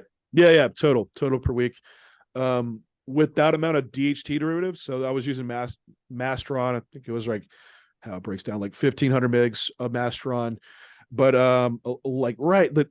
how it masks out, it was a little over 700 mgs of test per week. So like I can tolerate 700 mgs of test with that amount of DHT derivative alongside. And then I had some nandrolone. It was like around 200 mgs of nandrolone alongside that. So that brought me to my biggest and leanest that I've ever been. but I still won't need that much when I prep, because I realize now, like, you can maintain tissue on a lot less than what took to put it on in the off season. Mhm. So your question, Adam, I know we got to like going throughout that. Do I think you need to go up to 700 a gram? Like, there's something about testosterone that would cause more growth than keeping it lower and filling in that gap. Just through my experience of doing this, like, I actually see it that to be true, that it really does come down to filling in the total milligram gap, then letting the rest of the cycle design just be based around how you can manage those drugs from a side effect perspective. So still bringing testosterone up to what As high you as can you can. tolerate. Yeah, as high as you can tolerate. And when you say what you can tolerate, what do you mean by that? Because, I've found 750 testosterone to be like the sweet spot for me. And anything less, I don't know, I feel like I get less out of it, obviously. But then I've gone up to like 1,000, and then I don't feel like I get anything more besides, a bunch of side effects. But still at 750, I'm still running like aromasin like twice a week, every 3 days. So we'd say at that point, when you have to implement an AI, is that the point where like you can't tolerate that, or what? Yeah, usually it's like an estrogen based side effect. So, and most of the time it's gyno. Like, usually guys are starting to get like, hey, but yeah, I'm feeling something in my nipple. That's usually the most common one that occurs. I see plenty of guys who are like, man, I feel fine, nips feel fine. I see estradiol's like sky high in their labs, and it's like, I can tolerate it. I feel absolutely fine. It's like, let it roll. Like, we shouldn't treat an athlete off a lab marker. Should treat them off like what's right in front of our face happening. So estrogen being high necessarily isn't a bad thing unless you feel side effects. I'm gonna get that out of the way. Yeah. Okay. Yeah. That's a real bad. Now there is some people that bring up around, what about prostate cancer growth around high estradiol levels? And there is some potential around that, but I would say you're looking at like one input in entirety of a bunch of factors. So there's usually like, as you get older, there's more like inflammation around the tissue, oxidation around the tissue. There's an aspect around DHT and also estrogen. Also, this is usually there already existing cancer cells that could be promoted through estrogen. So it's just a lot to that conversation. But overall, when we're looking at the ratios, yeah, estrogen overall looks extremely protective for the brain, heart, kidneys, skin, penis, reproductive function, like everything. So I would just keep estrogen within what you're able to tolerate. I see that's like vastly all over the place for individuals. Yeah. So that brings up another good question. Because basically what you just said is, with super physiological levels of exogenous testosterone supplementation and with large amounts of muscle on the physique, generally it's okay to have higher than normal estrogen levels based on the gen pop. Now, what about cholesterol levels? What about HDL? We know that androgens are going to decrease HDL. Is that okay based on the fact that we are taking all this testosterone, all these androgens, we have all this extra muscle tissue? Is that normal for the normal range for a bodybuilder to have lower levels of HDL and for that to still be healthy? Or do we base the levels of a bodybuilder on the same as general population? Yeah, it's that one marker like HDL, because that's a big conversation. Because when you look at like the drug interventions to try to bring up HDL, usually they haven't changed like morbidity and mortality from cardiovascular disease. So some people say like, hey, trying to modify HDL, maybe that's not the main like marker that we should be trying to look at.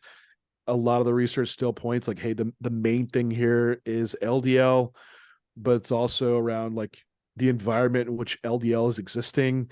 If you're like more of this inflammatory oxidative environment, that might be the issue around LDL. But then also you have areas that could modify the function of LDL and even HDL. So to scope that back out, like you need to look at the whole picture of their entire lipid profile, their inflammatory factors and oxidative factors in their lab. And if they're a younger individual, like this is when like, all right, I had someone like recently, LDL was pretty damn high and they're young. Had a calcium score and echocardiogram and they're perfect.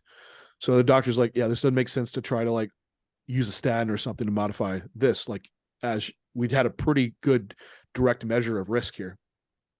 Now, with this being said, like with androgen modification of HDL, we have HDL lower in a lot of these different disease states that you see, but there's not a lot of data that I've come across around, what does it mean to be suppressed in HDL from androgens? Like, what does androgens do to the actual HDL molecule? There's a pretty recent paper that came out that's showing, yes, it has a lowering of HDL, but also looks like it also changes the function of HDL. So even HDL is not effective as what it used to be. So does that lead to more issues? I don't know. I think it would be, I can't say for sure. I think it's naive to say that it's not a problem because what is killing bodybuilders? It's like, yeah, heart enlargement, heart failure, atherosclerosis. So you'd be like, oh yeah, HDL, that's not a big deal. Like, don't worry about it. I'm not ready to say that. Yeah. I still think like LDL is still our main target. So if you have this ratio that's starting to skew, that might be more problematic. Kind of like we just talked about the test to estrogen ratio. Well, why do you think?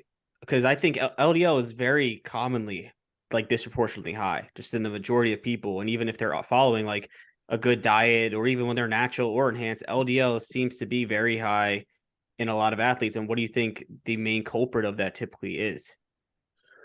Man, that usually leads to like a variety of factors. I mean, at least all the athletes I come from, it hasn't been extremely high that I would say disproportionately. I don't know. Maybe you come across that more in the clients that you're coaching.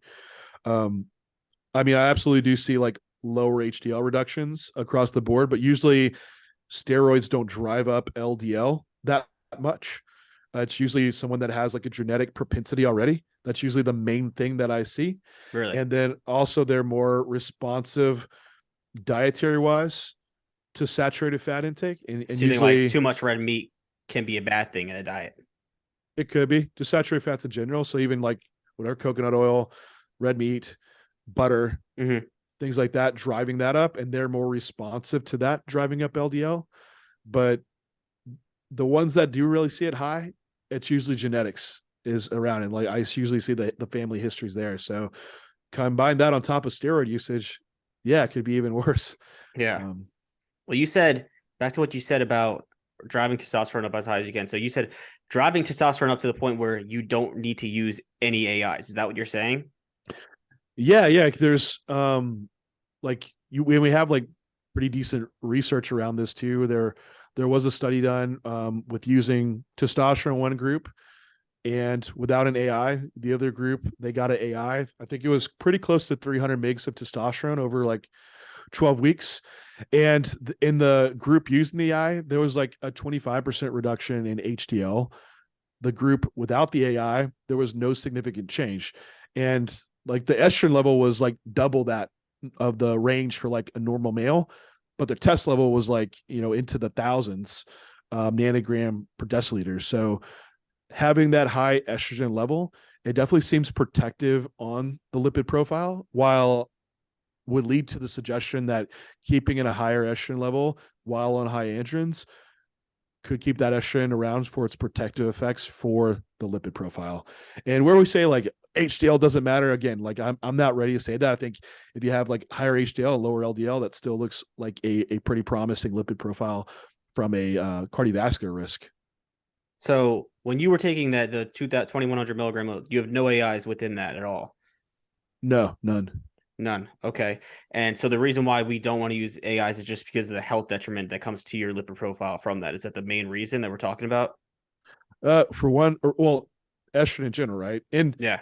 it comes to like, okay, if you were to bring estrogen down to what you're able to tolerate with an AI, that you can make an argument like that could look protective as well. Yeah. But then it just makes the case of like, why have to introduce another drug when you could just lower testosterone, use the drug that's already made to not aromatase into estrogen to begin with.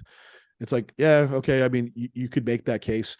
But yeah, from the cardiovascular aspect, we also have some like brain culture studies looking at testosterone introductions without AI and the neurotoxicity of testosterone is countered by estrogen's neuroprotective effects.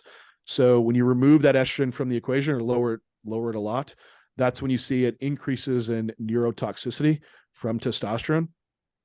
So there's the brain aspect, the cardiovascular aspect, and this also gets into the kidneys as well, and also just libido function too.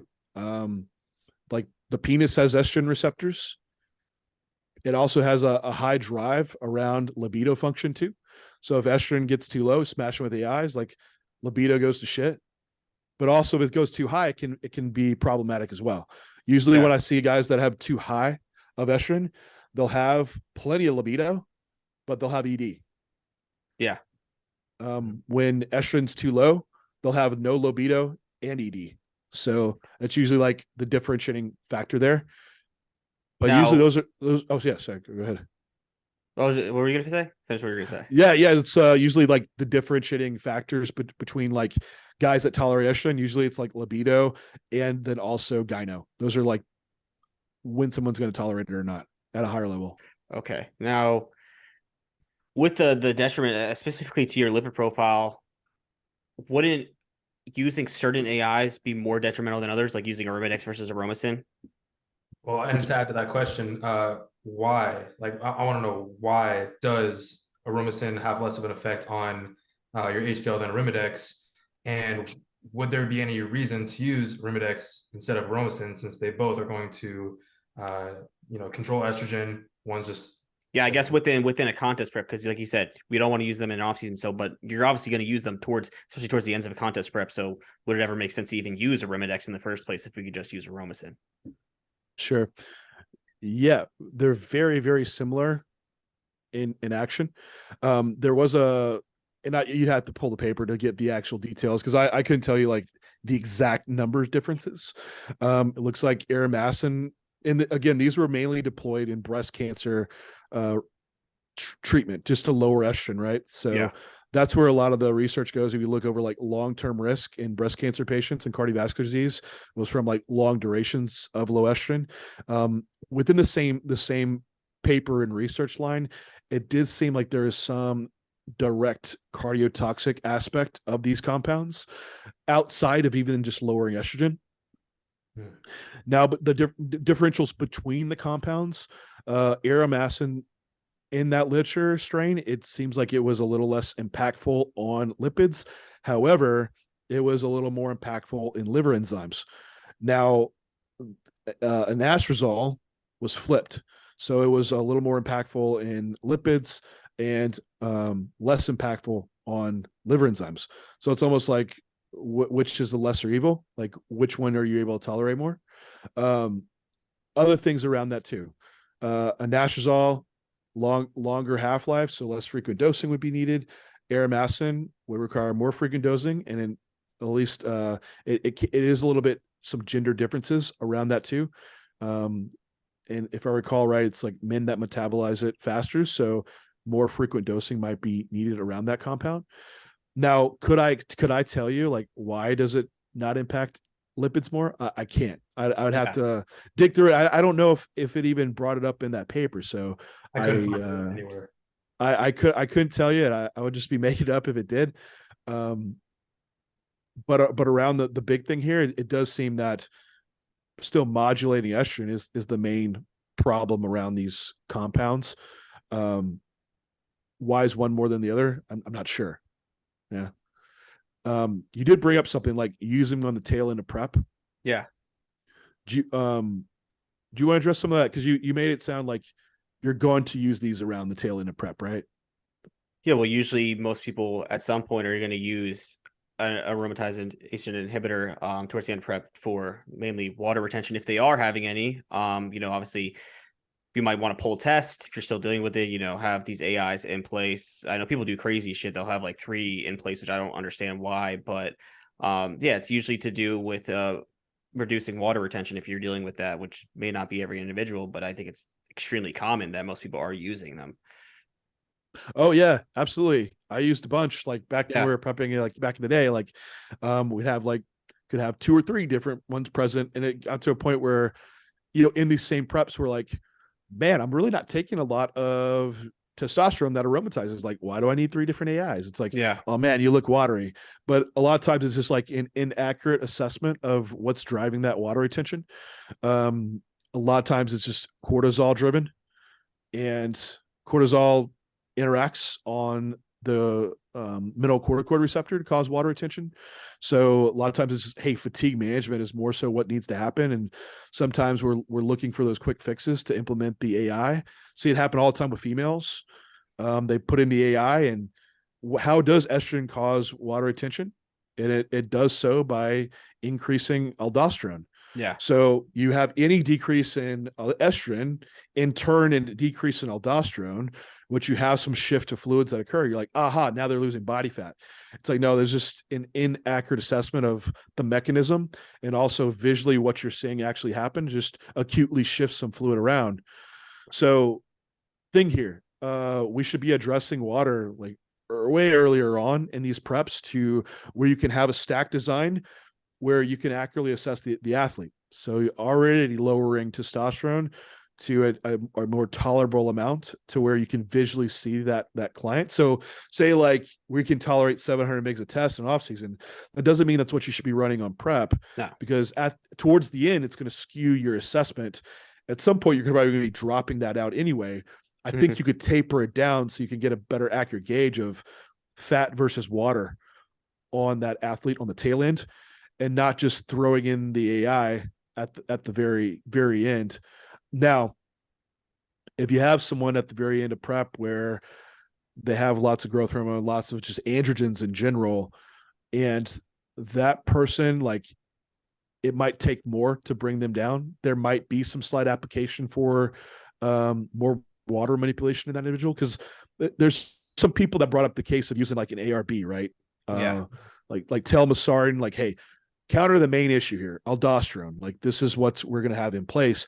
And I do that in prep.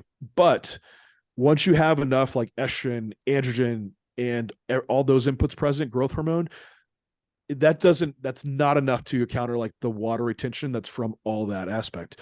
So you can have an ARB, but you're going to have to do some other stack design modifications at the end of prep to bring in that hard physique.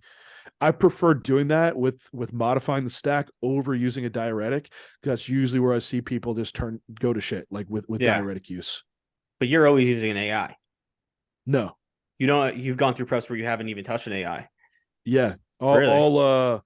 All of 2021. And I could argue, like, I think that was my best conditioning, because that's kind of what I chased. I didn't use an AI that entire prep. Wow. So you did say that estrogen is going to affect testosterone levels. My question is are you only going to notice the increase in water retention if estrogen is too high? And are you going to notice even lower levels of water retention if estrogen is crashed? If estrogen is low, because it's going to have a further effect on aldosterone and then water retention. So is that the reason why using an AI is very common, because maybe it does cause even more diuresis and less water retention? Yeah, exactly. Like, Okay. you put in the AI and someone looks harder. It's like estrogen's lower, there's less input to raise aldosterone. And so it works, it absolutely works. And if we're talking on the tail end of prep here, it's like, oh, but what about, the AI, and this is being like all the detriments around it, or low estrogen. It's like, man, it's just the last few weeks of prep. The real issue here is if like you're a bodybuilder and you're going week on week, off season long, prep long, with estrogen just smashed to the ground, this is likely pretty poor for your health. If we're talking, hey, the last few weeks of prep, like we're going to do lots of stuff acutely that's high risk, that's not going to be a vast deal. But I do think it's more coming down to just, hey, just truly accurately like assess if that's what that client needs. But if it is estrogen, hey, we could just lower testosterone and fill in the gap with another drug. Like, you could easily do that. Yeah. And not need to just have the AI in present. Now, but yeah, you see the shift for sure. Yeah. You said, basically your audience, you're catered towards more results than, what's the healthiest way to go about things. We're worried about what's going to, get you the furthest at the end of the day. So with that being said, let's say I want to run 1,000 milligrams testosterone before I throw in Primo or Mast, but I have to use an AI, right? But, is there any difference between maybe I can only tolerate 500 milligrams testosterone, but I want to take 1,000 with an AI, then throw in another drug. Am I going to get more out of that extra range of testosterone regardless, to the point where I don't care about the health risk because I'm only concerned about what's going to get me the most results in an off season? Sure. Yeah, like from a milligram basis, like 1,000 mgs. Let's put the example: 1,000 mgs of test with an AI plus, or 500 mgs of test, 500 mgs of primo, no AI. Which one's going to make you grow more? Well, we don't have that like exactly designed, but we do have some papers that kind of, can you compare this? Um, I think it's boring to dive into them unless you want me to, but I will. I can. But pretty much across those studies, like milligram for milligram, like growth was really about the same. Like, I think what people notice more is like, hey, you drive a lot of water retention with certain drugs. Like, it's like, hell no, John. Like 500 mgs of Angelone versus Primo, like I get way bigger on. It's like, yeah, because some of those drugs just drive a lot more water retention. Water retention doesn't mean it's actually like contractile tissue growth. But it's like, oh, well, what about cell swelling? And getting to your like kind of conversation, Adam, like, yeah, maybe potentially. The drugs are also a lot more complicated to manage from a side effect profile. So that might limit your ability to keep progressing throughout the off season. So say you had that 1,000 mgs of test and you're also having issues like around managing water from that. Yeah, you might have issues with blood pressure and that might be skewing lipids more. That might have some impacts around having a prolonged off season versus more manageable level of testosterone. So I think from a growth perspective, like milligram wise, it's really not going to be a huge difference. And that's what I have found, because I have run the high testosterone cycles with the AI versus now without the AI. And that's very anecdotal in of one. I'm also more advanced now, so gains aren't coming like they used to. Yeah. But even in the clientele that I've utilized, just that slight adjustment, it doesn't seem to pan out to more or less growth, and relatively about the same. I think some of the conversation comes around just access to drugs and affordability. So, some people, it's a lot easier to get testosterone AI versus maybe like quality primo. But Yeah. could use Masteron. It's kind of like poor man's primo and Yeah. less likely faked. Well, do you think certain people, I feel like this has to be true, but I feel like we just don't probably have research on it. Like I can't take growth hormone, I'm allergic to growth hormone. So do you think someone just might respond much better to testosterone itself or primo, or they don't tolerate primo well and they tolerate an androgen, they respond great to it? Do we have those people where they just respond very, very poorly to one drug, but on another one they feel great on, regardless of, what's on paper, milligram for milligram, there's not much difference maybe, but, it just feels like shit on this one, feels great on the other. Yeah, I think you have that milligram total to fill in. And then from there, it's kind of filling in off like the side effect profile, like I mentioned earlier. So I do have some people that just truly get along better with, say, Nandrolone. Even females, like I have some WPD girls are like, hey, I just like Nandrolone. Like, it's like, this seems more risky on paper, but they're like, this is like my compound. So that's what I would say. Like, if you are, still bring testosterone up, but if you are going to introduce other compounds to fill in the milligram gap, like rotate through some of them and see which one you get along best with anecdotally. And then maybe you'll know that's the one to go to. So I don't say like, hey, Primo's the drug to go to for a secondary compound. There's some options around this, but there is some individual difference. And I do see that some people just do feel, usually it's more not so growth wise, because that's kind of hard to pull out because we're talking about weeks of time. But usually it's more of the side effects, like the mental side of how they feel around the drug, or even health aspects around the drug. I've seen like Masteron skew like people's labs more than say when they ran Primobolan. So I think it's more of the side effect management that I've seen versus the growth aspect. Yeah, because we'll usually say like, secondary compound should be something like Primo Mass to manage, that androgen to estrogen ratio, because that's why we'll be introducing the second compound to increase the total androgen load. But let's say we want to use Nandrolone instead. Nandrolone, now we might need to use Caber. So if we need to use Caber, would you say that you're not tolerating that drug well, or is it, not much of an issue when we're using Caber, like compared to using an AI in terms of like the health detriment that would come with having to use something like that to manage the side effects of having those higher prolactin levels with an Nandrolone? Sure. Yeah. I think as you're having to bring in more drugs to manage side effects, that's probably is the good indicator that it is less tolerated. And with prolactin management, yeah, like some seems like the 19 nors just drive it up independently, but also estrogen in and of itself does, and also just stress in general, not like mental stress, but just overall like allosteric load, like all the stresses you incur with training, calorie deficit, etc. So all that summed up could be driving up prolactin. So if you have that compound I would adjust the compound rather than taking another drug. Because with like the dopamine agonists like Caber, prolactin, some of the psychological profiles are just I am just not comfortable using those anymore. Now I've used these in my past, just naive and told by a coach, this is what you do. When really like, man, like there's like post Caber use, like suicidal ideations, like depression, anxiety, layer that on top of someone that's also coming off of androgens. I don't know. It starts to be higher risk when we could just remove the nandrolone or lower the nandrolone and fill in that gap. I feel like that's still going to bring about the growth effect that we want, but lowering the risk for that competitor. Okay.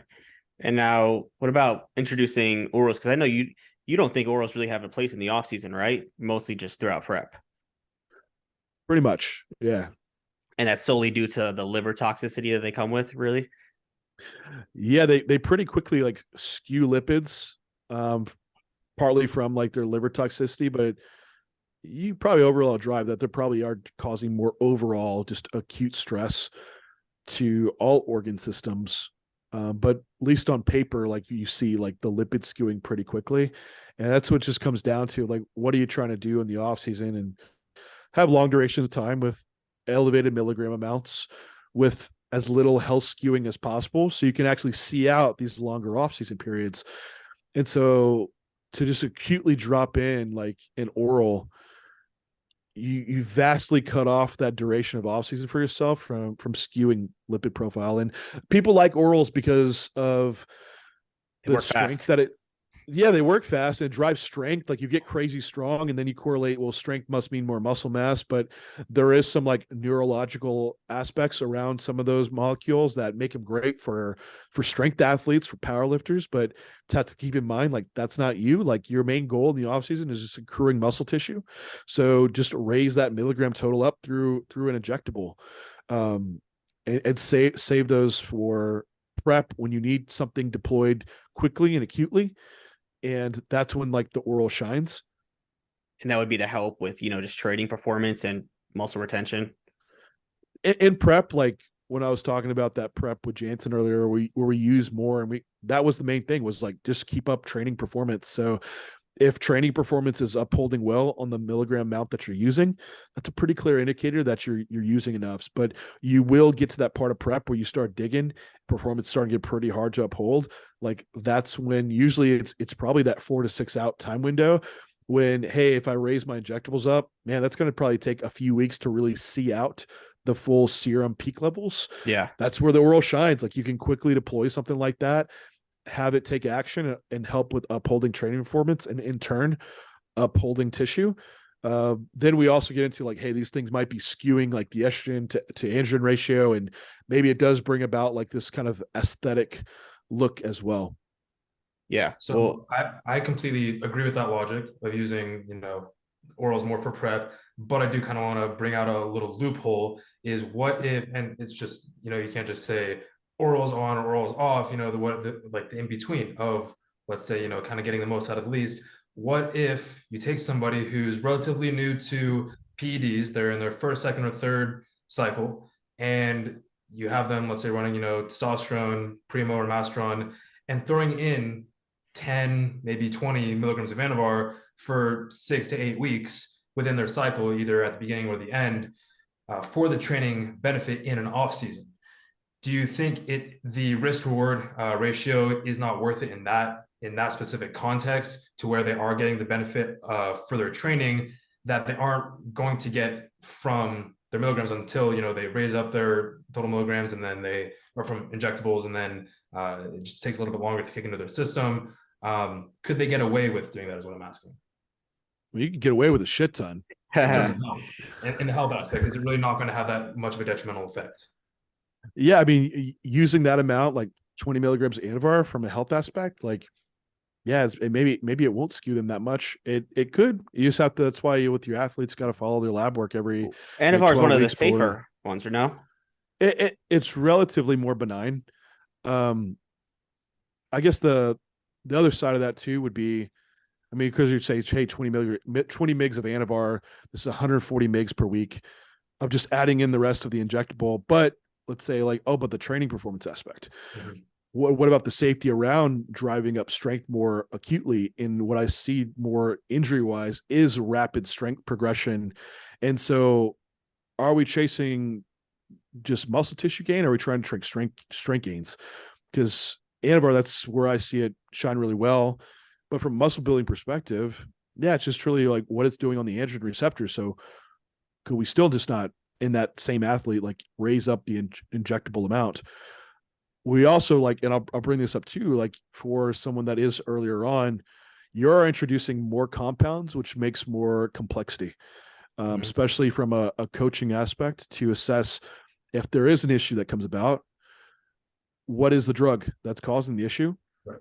Then also the question too is like which one's real and which one's not.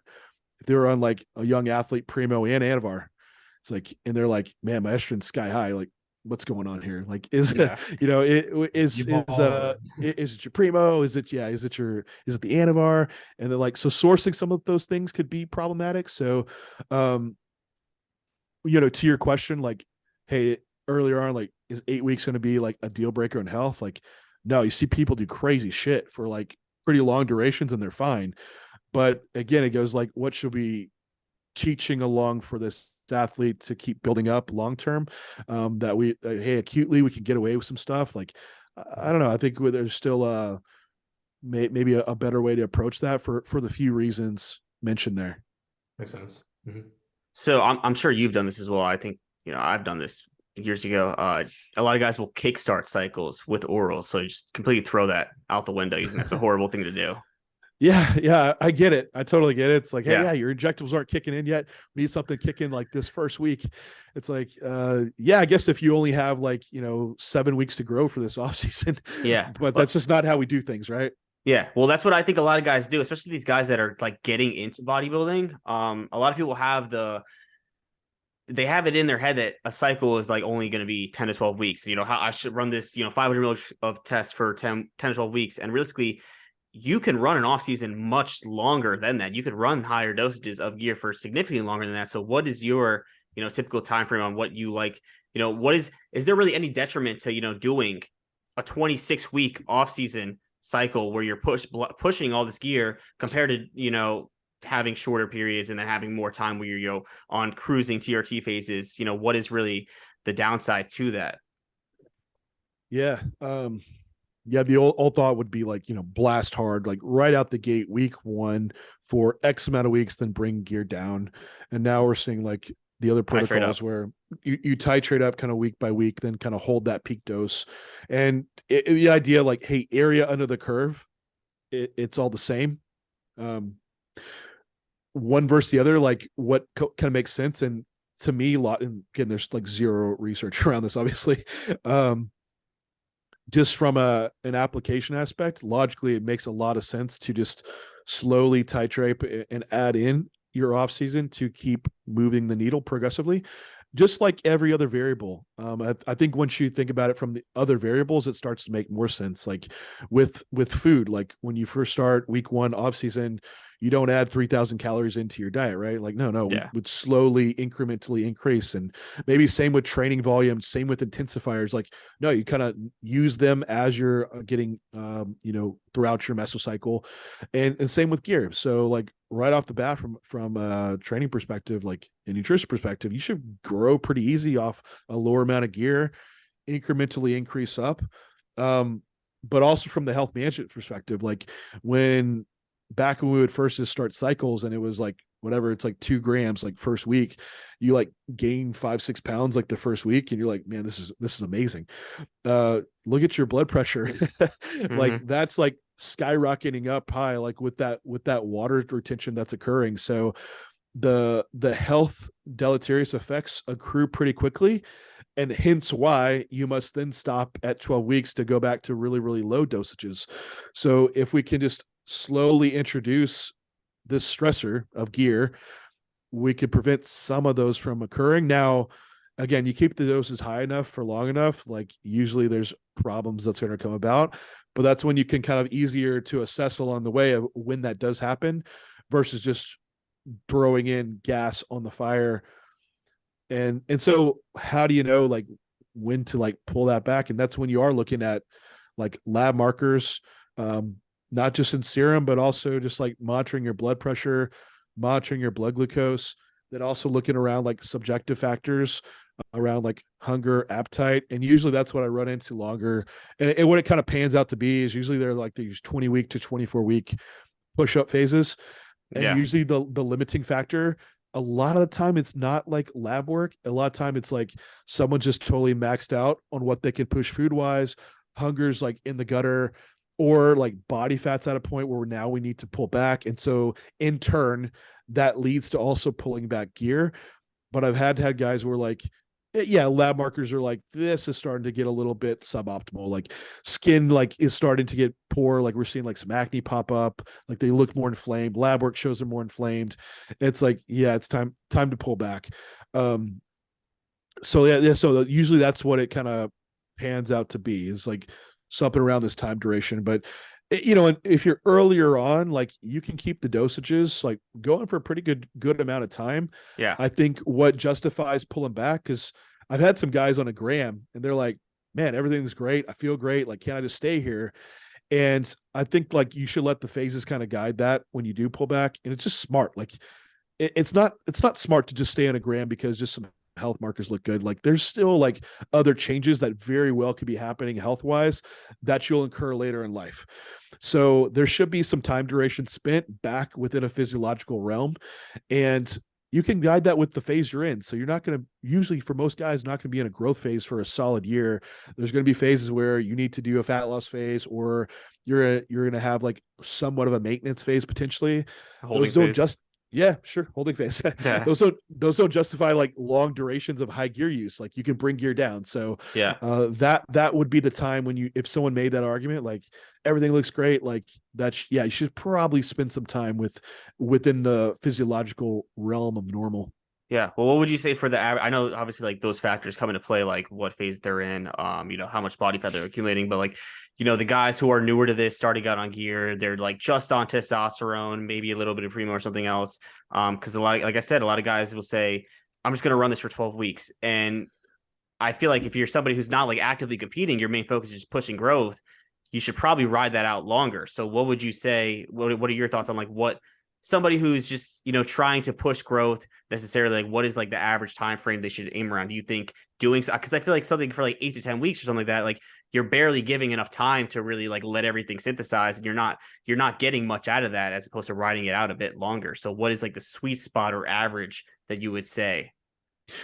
Yeah, just for an overall growth phase, I really see anything less than 12 weeks just being kind of suboptimal. And kind of going back to what we were talking about, Adam, like even how hypertrophy occurs. Like if sarcoplasmic hypertrophy is then what leads to myofibrillar hypertrophy, that one study that Han did, I think it was like 8 weeks long. So if you're already starting to prime that process into like contractile tissue growth, like, man, you might just be cutting yourself short of that process.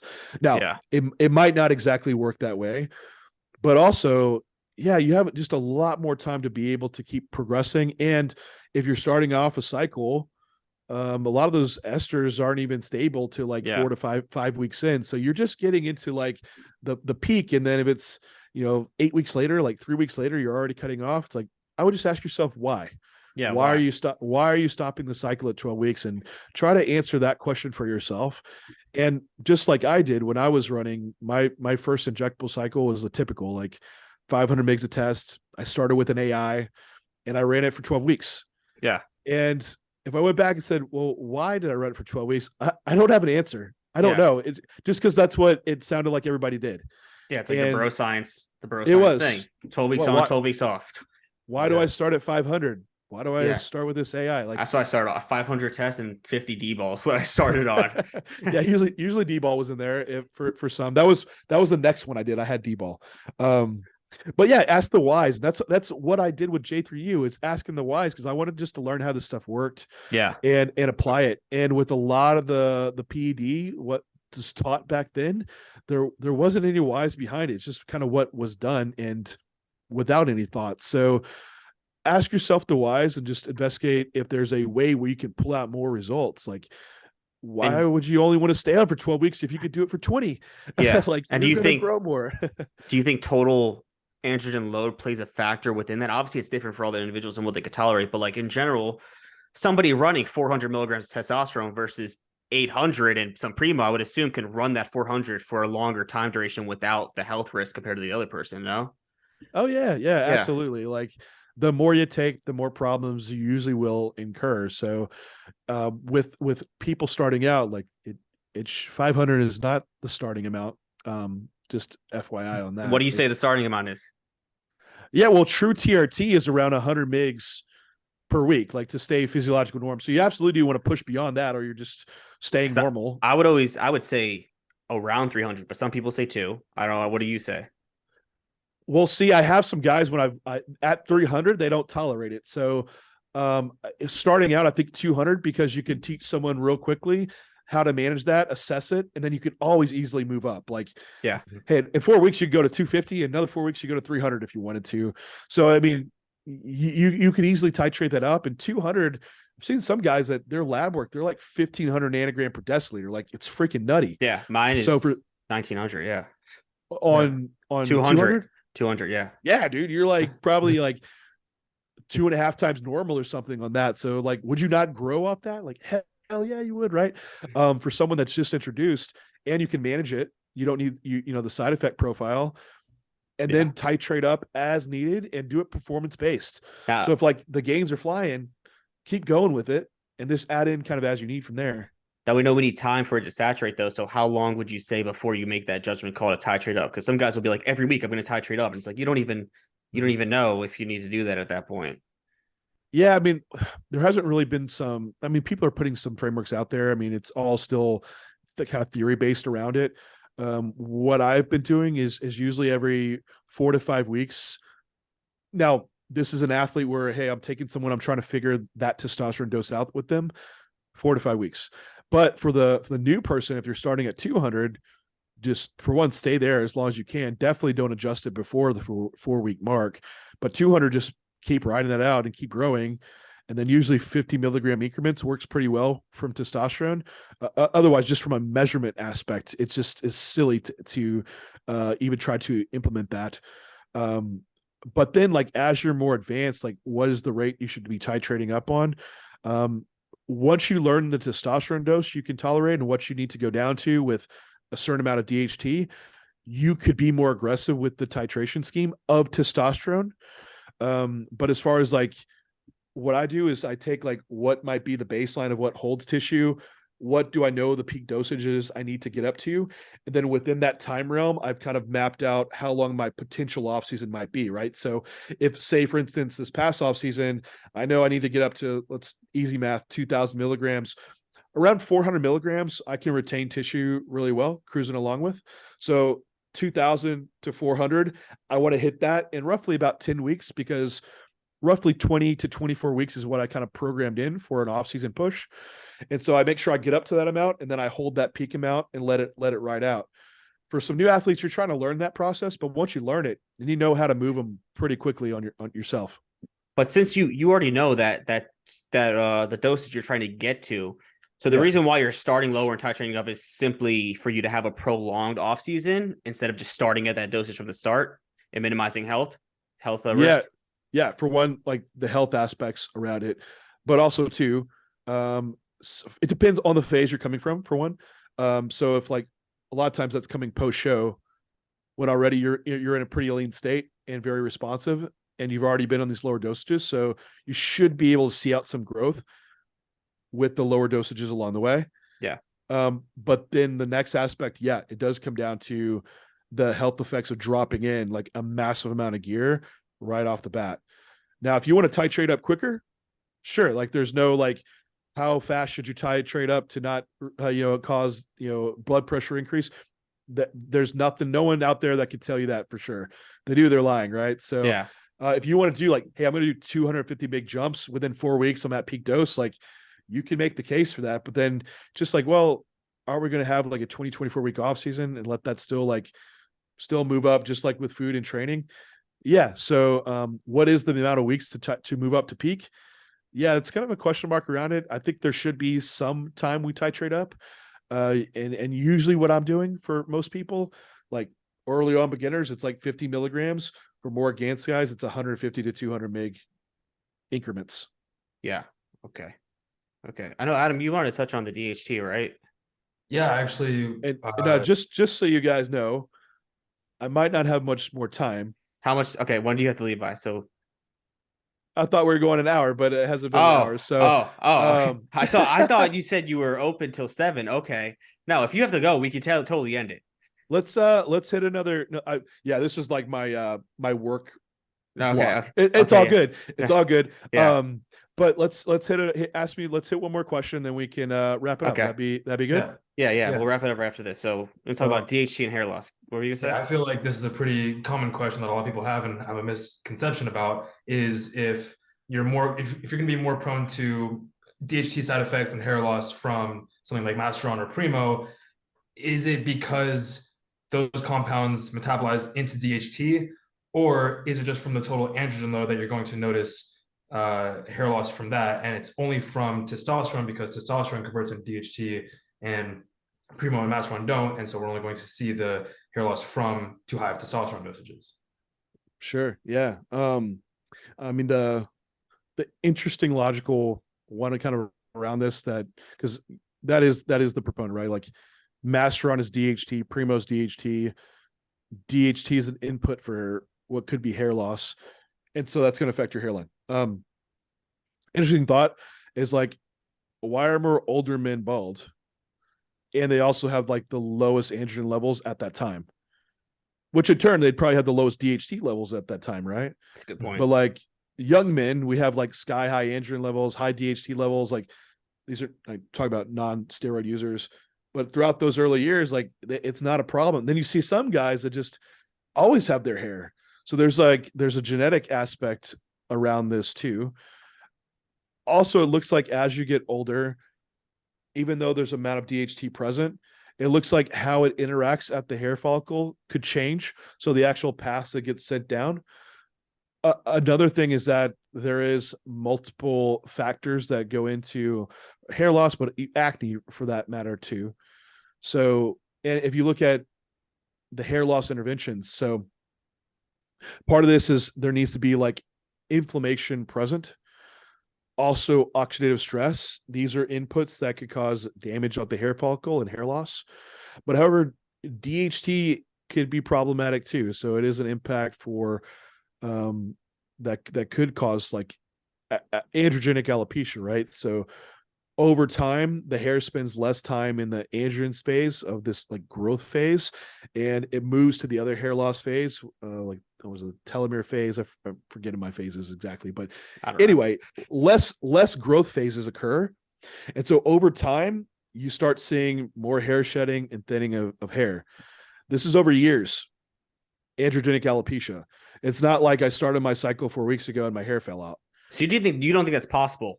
Because a lot of guys will say that they'll blame, Primo. I start on Primo, my hair's falling out. It's the Primo. Yeah. So there's like non-androgenic alopecia. It's more so like an acute stress that's been presented, and that can cause some acute hair shedding. That phase transition, usually it happens over like a 3-month time period, because that's about the time it takes for these hair follicles to go through that phase. So usually it's something that happened like stressful 3 months ago might lead into it. It's like some people, if you have like, they might have some hair shedding, like maybe a few months after their cycle, or just a stressful time of life. It happened to be a coincidence. Now, I can't remove the antidote that I have guys tell me that. Yeah. And so like that absolutely could be a thing. Like I had a guy on prep and he was on finasteride. We removed the finasteride just for a week, like going into a show. And he's like, man, my hair's shedding more. It's like, all right. Like I won't remove around that antidote. And usually it's these guys that are pretty damn focused on their hair and in tune with it. So Do you think it's more so probably them in their heads? maybe it's like they remove it psychologically to start focusing on it more. Yeah. It's just so subjective. That makes it hard to say. But I would say it's probably not androgenic alopecia, because that does seem to occur more so over time. But again, it's multiple factors that are going on here with inflammation, oxidation, probably something around DHT and how they respond.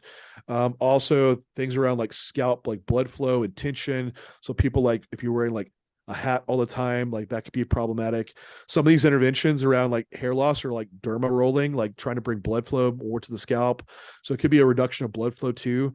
But yeah, high steroid use, it kind of drives all those factors around. So it might not be necessarily like it's DHT. It could also be driving inflammation, oxidative stress around the hair follicle. Maybe it's causing some type of different perfusion around the skin too, and the hair. That could be part of it as well. So I do think, for one, the total androgenic load absolutely could drive that process.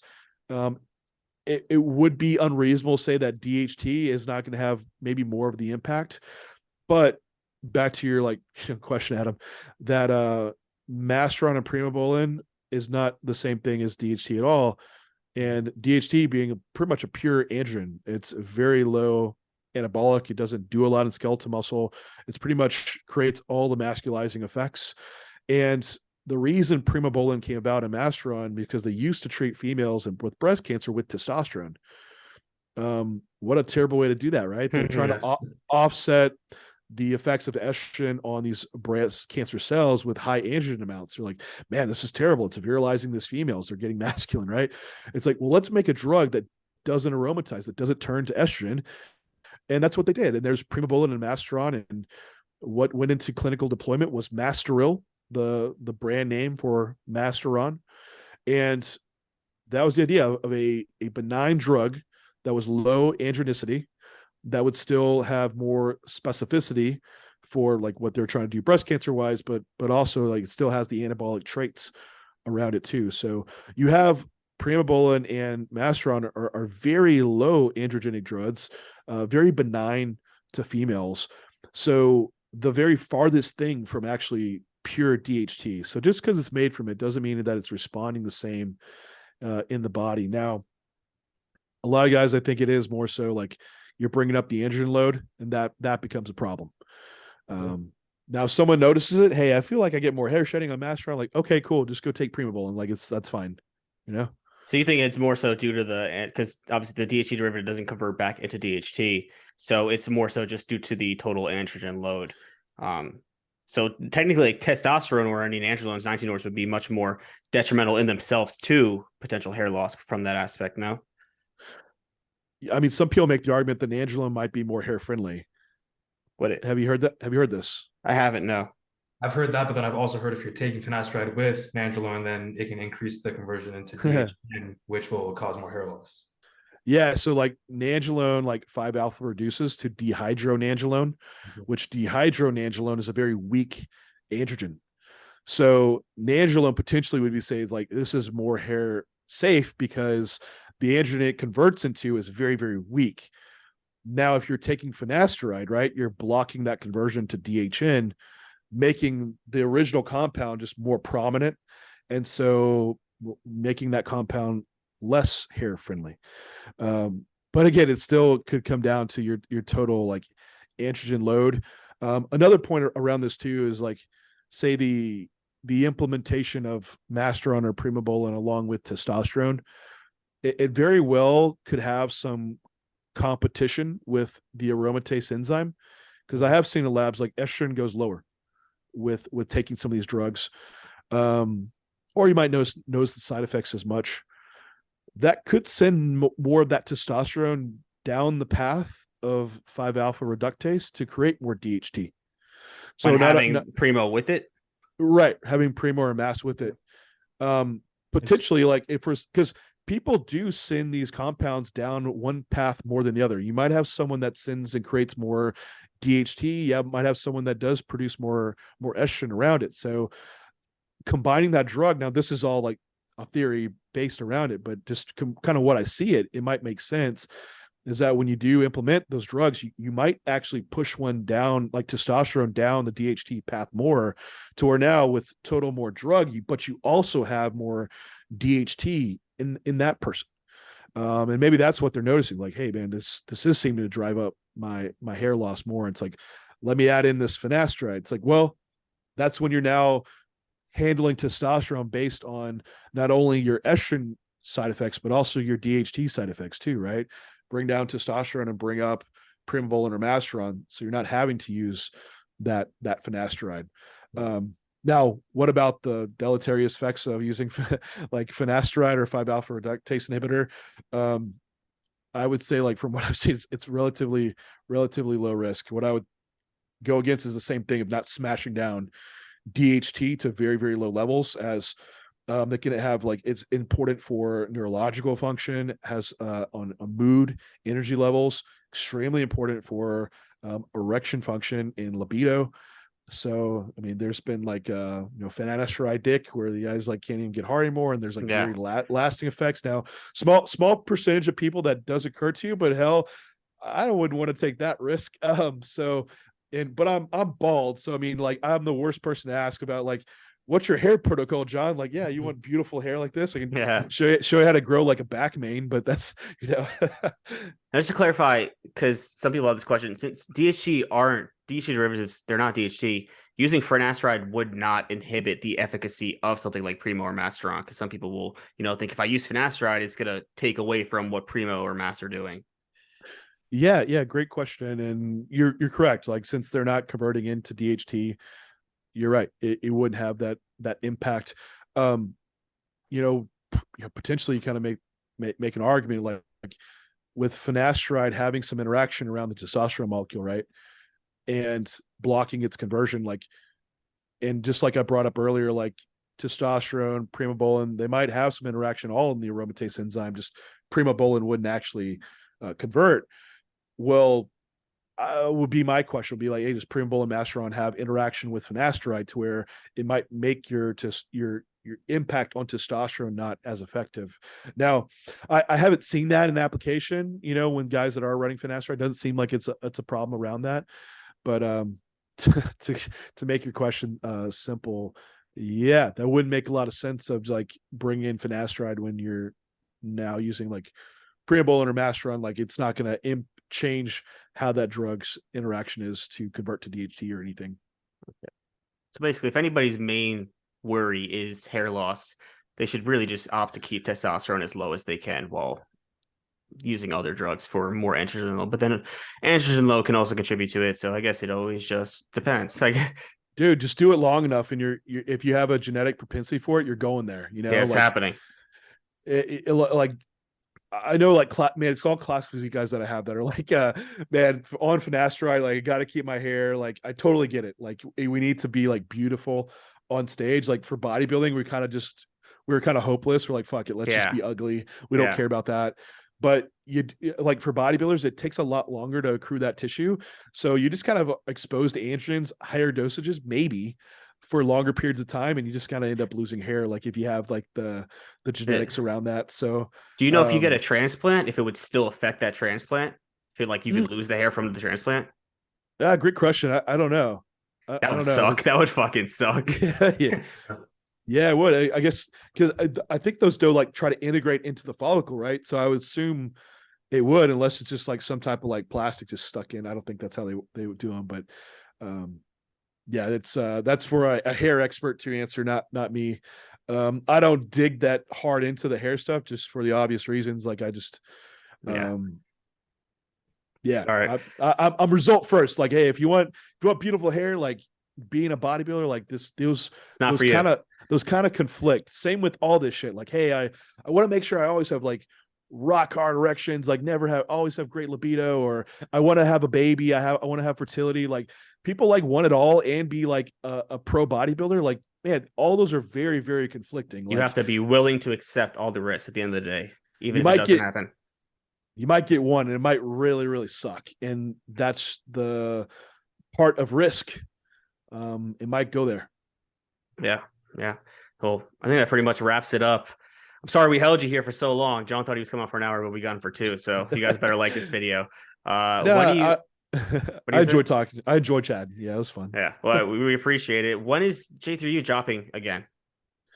Yeah, so March 5th through the 7th is when we'll be opening for this next month. I don't know if this podcast will come out by then, but if not, we open the first Tuesday of every month for 3 days for new coach or athlete enrollment. So if you're interested in learning more about these whys and just the coaching process, that is the place to do it at. And I'm in there in the 4 rooms answering all your questions too, to this kind of stuff as well, along with my other educator, Luke Miller. And we're bringing in some other cool stuff too. For one, we have the female module. So anyone that does coach females, especially enhanced females, I think that's a very unique one. I don't know of anything else around that goes that in depth on it. Yeah. We also reshot all of applied hypertrophy optimization, which is like the in the gym course of how to like instruct exercises. The audio was terrible on it. It drove Luke and I crazy. So we redid it and made it way better. So that's about to come out. And then we're also launching there's another educator we brought on, Daniel Coffeen. He's like a physical therapist, soon to be, but he's also extremely nerdy about mechanics and posing. So we're doing a full posing course across like every single division. So some stuff to come, but yeah, that's when J3U is dropping next. All right, cool. Well, like I said, me and Adam, we love it. I constantly tell all my followers about it. There's nowhere else where you're going to learn all that information. And John does lives on there too. So if you guys, want to get on the lives, he can answer your questions on there too if you have more stuff you want to learn about. And like, this is a 2-hour long podcast, but there's hours and hours and stuff going into more depth on this stuff. So if you're a coach or just somebody who wants to learn more, or a competitor, there's plenty of stuff to learn there. Whether you are a beginner, which if you're a beginner, you're going to become a lot more advanced a lot quicker. And even if you're advanced, there's more to learn. So definitely check it out, guys. Check out John's YouTube. He does podcasts on there as well with Luke, which are very great, very informative. And yeah, that's all for today's episode of Brass Tack Bodybuilding. Thanks for tuning in. All right, if you enjoyed today's episode of the podcast, make sure that you like this video and make sure that you are subscribed to the channel as well. I really do appreciate it. I appreciate all the support from you guys, and I'm going to keep pushing out these new episodes every week. And with that being said, as always, you guys know, if you decide to order anything from Raw Nutrition, so pump products, pre-workouts, protein, creatine, all that good stuff, or Revive supplements, so for all your health supplementation needs, make sure you always use code SEB when checking out, so it saves you a bit of money. Why spend more when you could spend less with code SEB? And to add to that, I know we talked a bit about J3U, John's educational platform, and I am also an affiliate for J3U as well. Like I said, I cannot stress it enough how great that platform is, the amount of material that it provides regarding everything when it comes to bodybuilding, the PED aspect, nutrition, training. I'm not going to get into depth about it. We already talked about it, but I am an affiliate, and you can use code Sebastian5 whenever checking out if you decide to enroll in J3U, and that'll save you 5% off of the total price of J3U, because it is a little bit expensive, but like I said, anybody who is serious about learning, it is 100,000 fucking percent worth investing into. I promise you, you will not regret it if you actually take the time to go through those lectures and are serious about learning. So use code Sebastian5 if you decide to enroll in J3U, which is open the first Tuesday of every month for a couple of days. And that's all I pretty much got for you guys today. Thanks for tuning in, and I will see you on the next episode of Brass Tack Bodybuilding.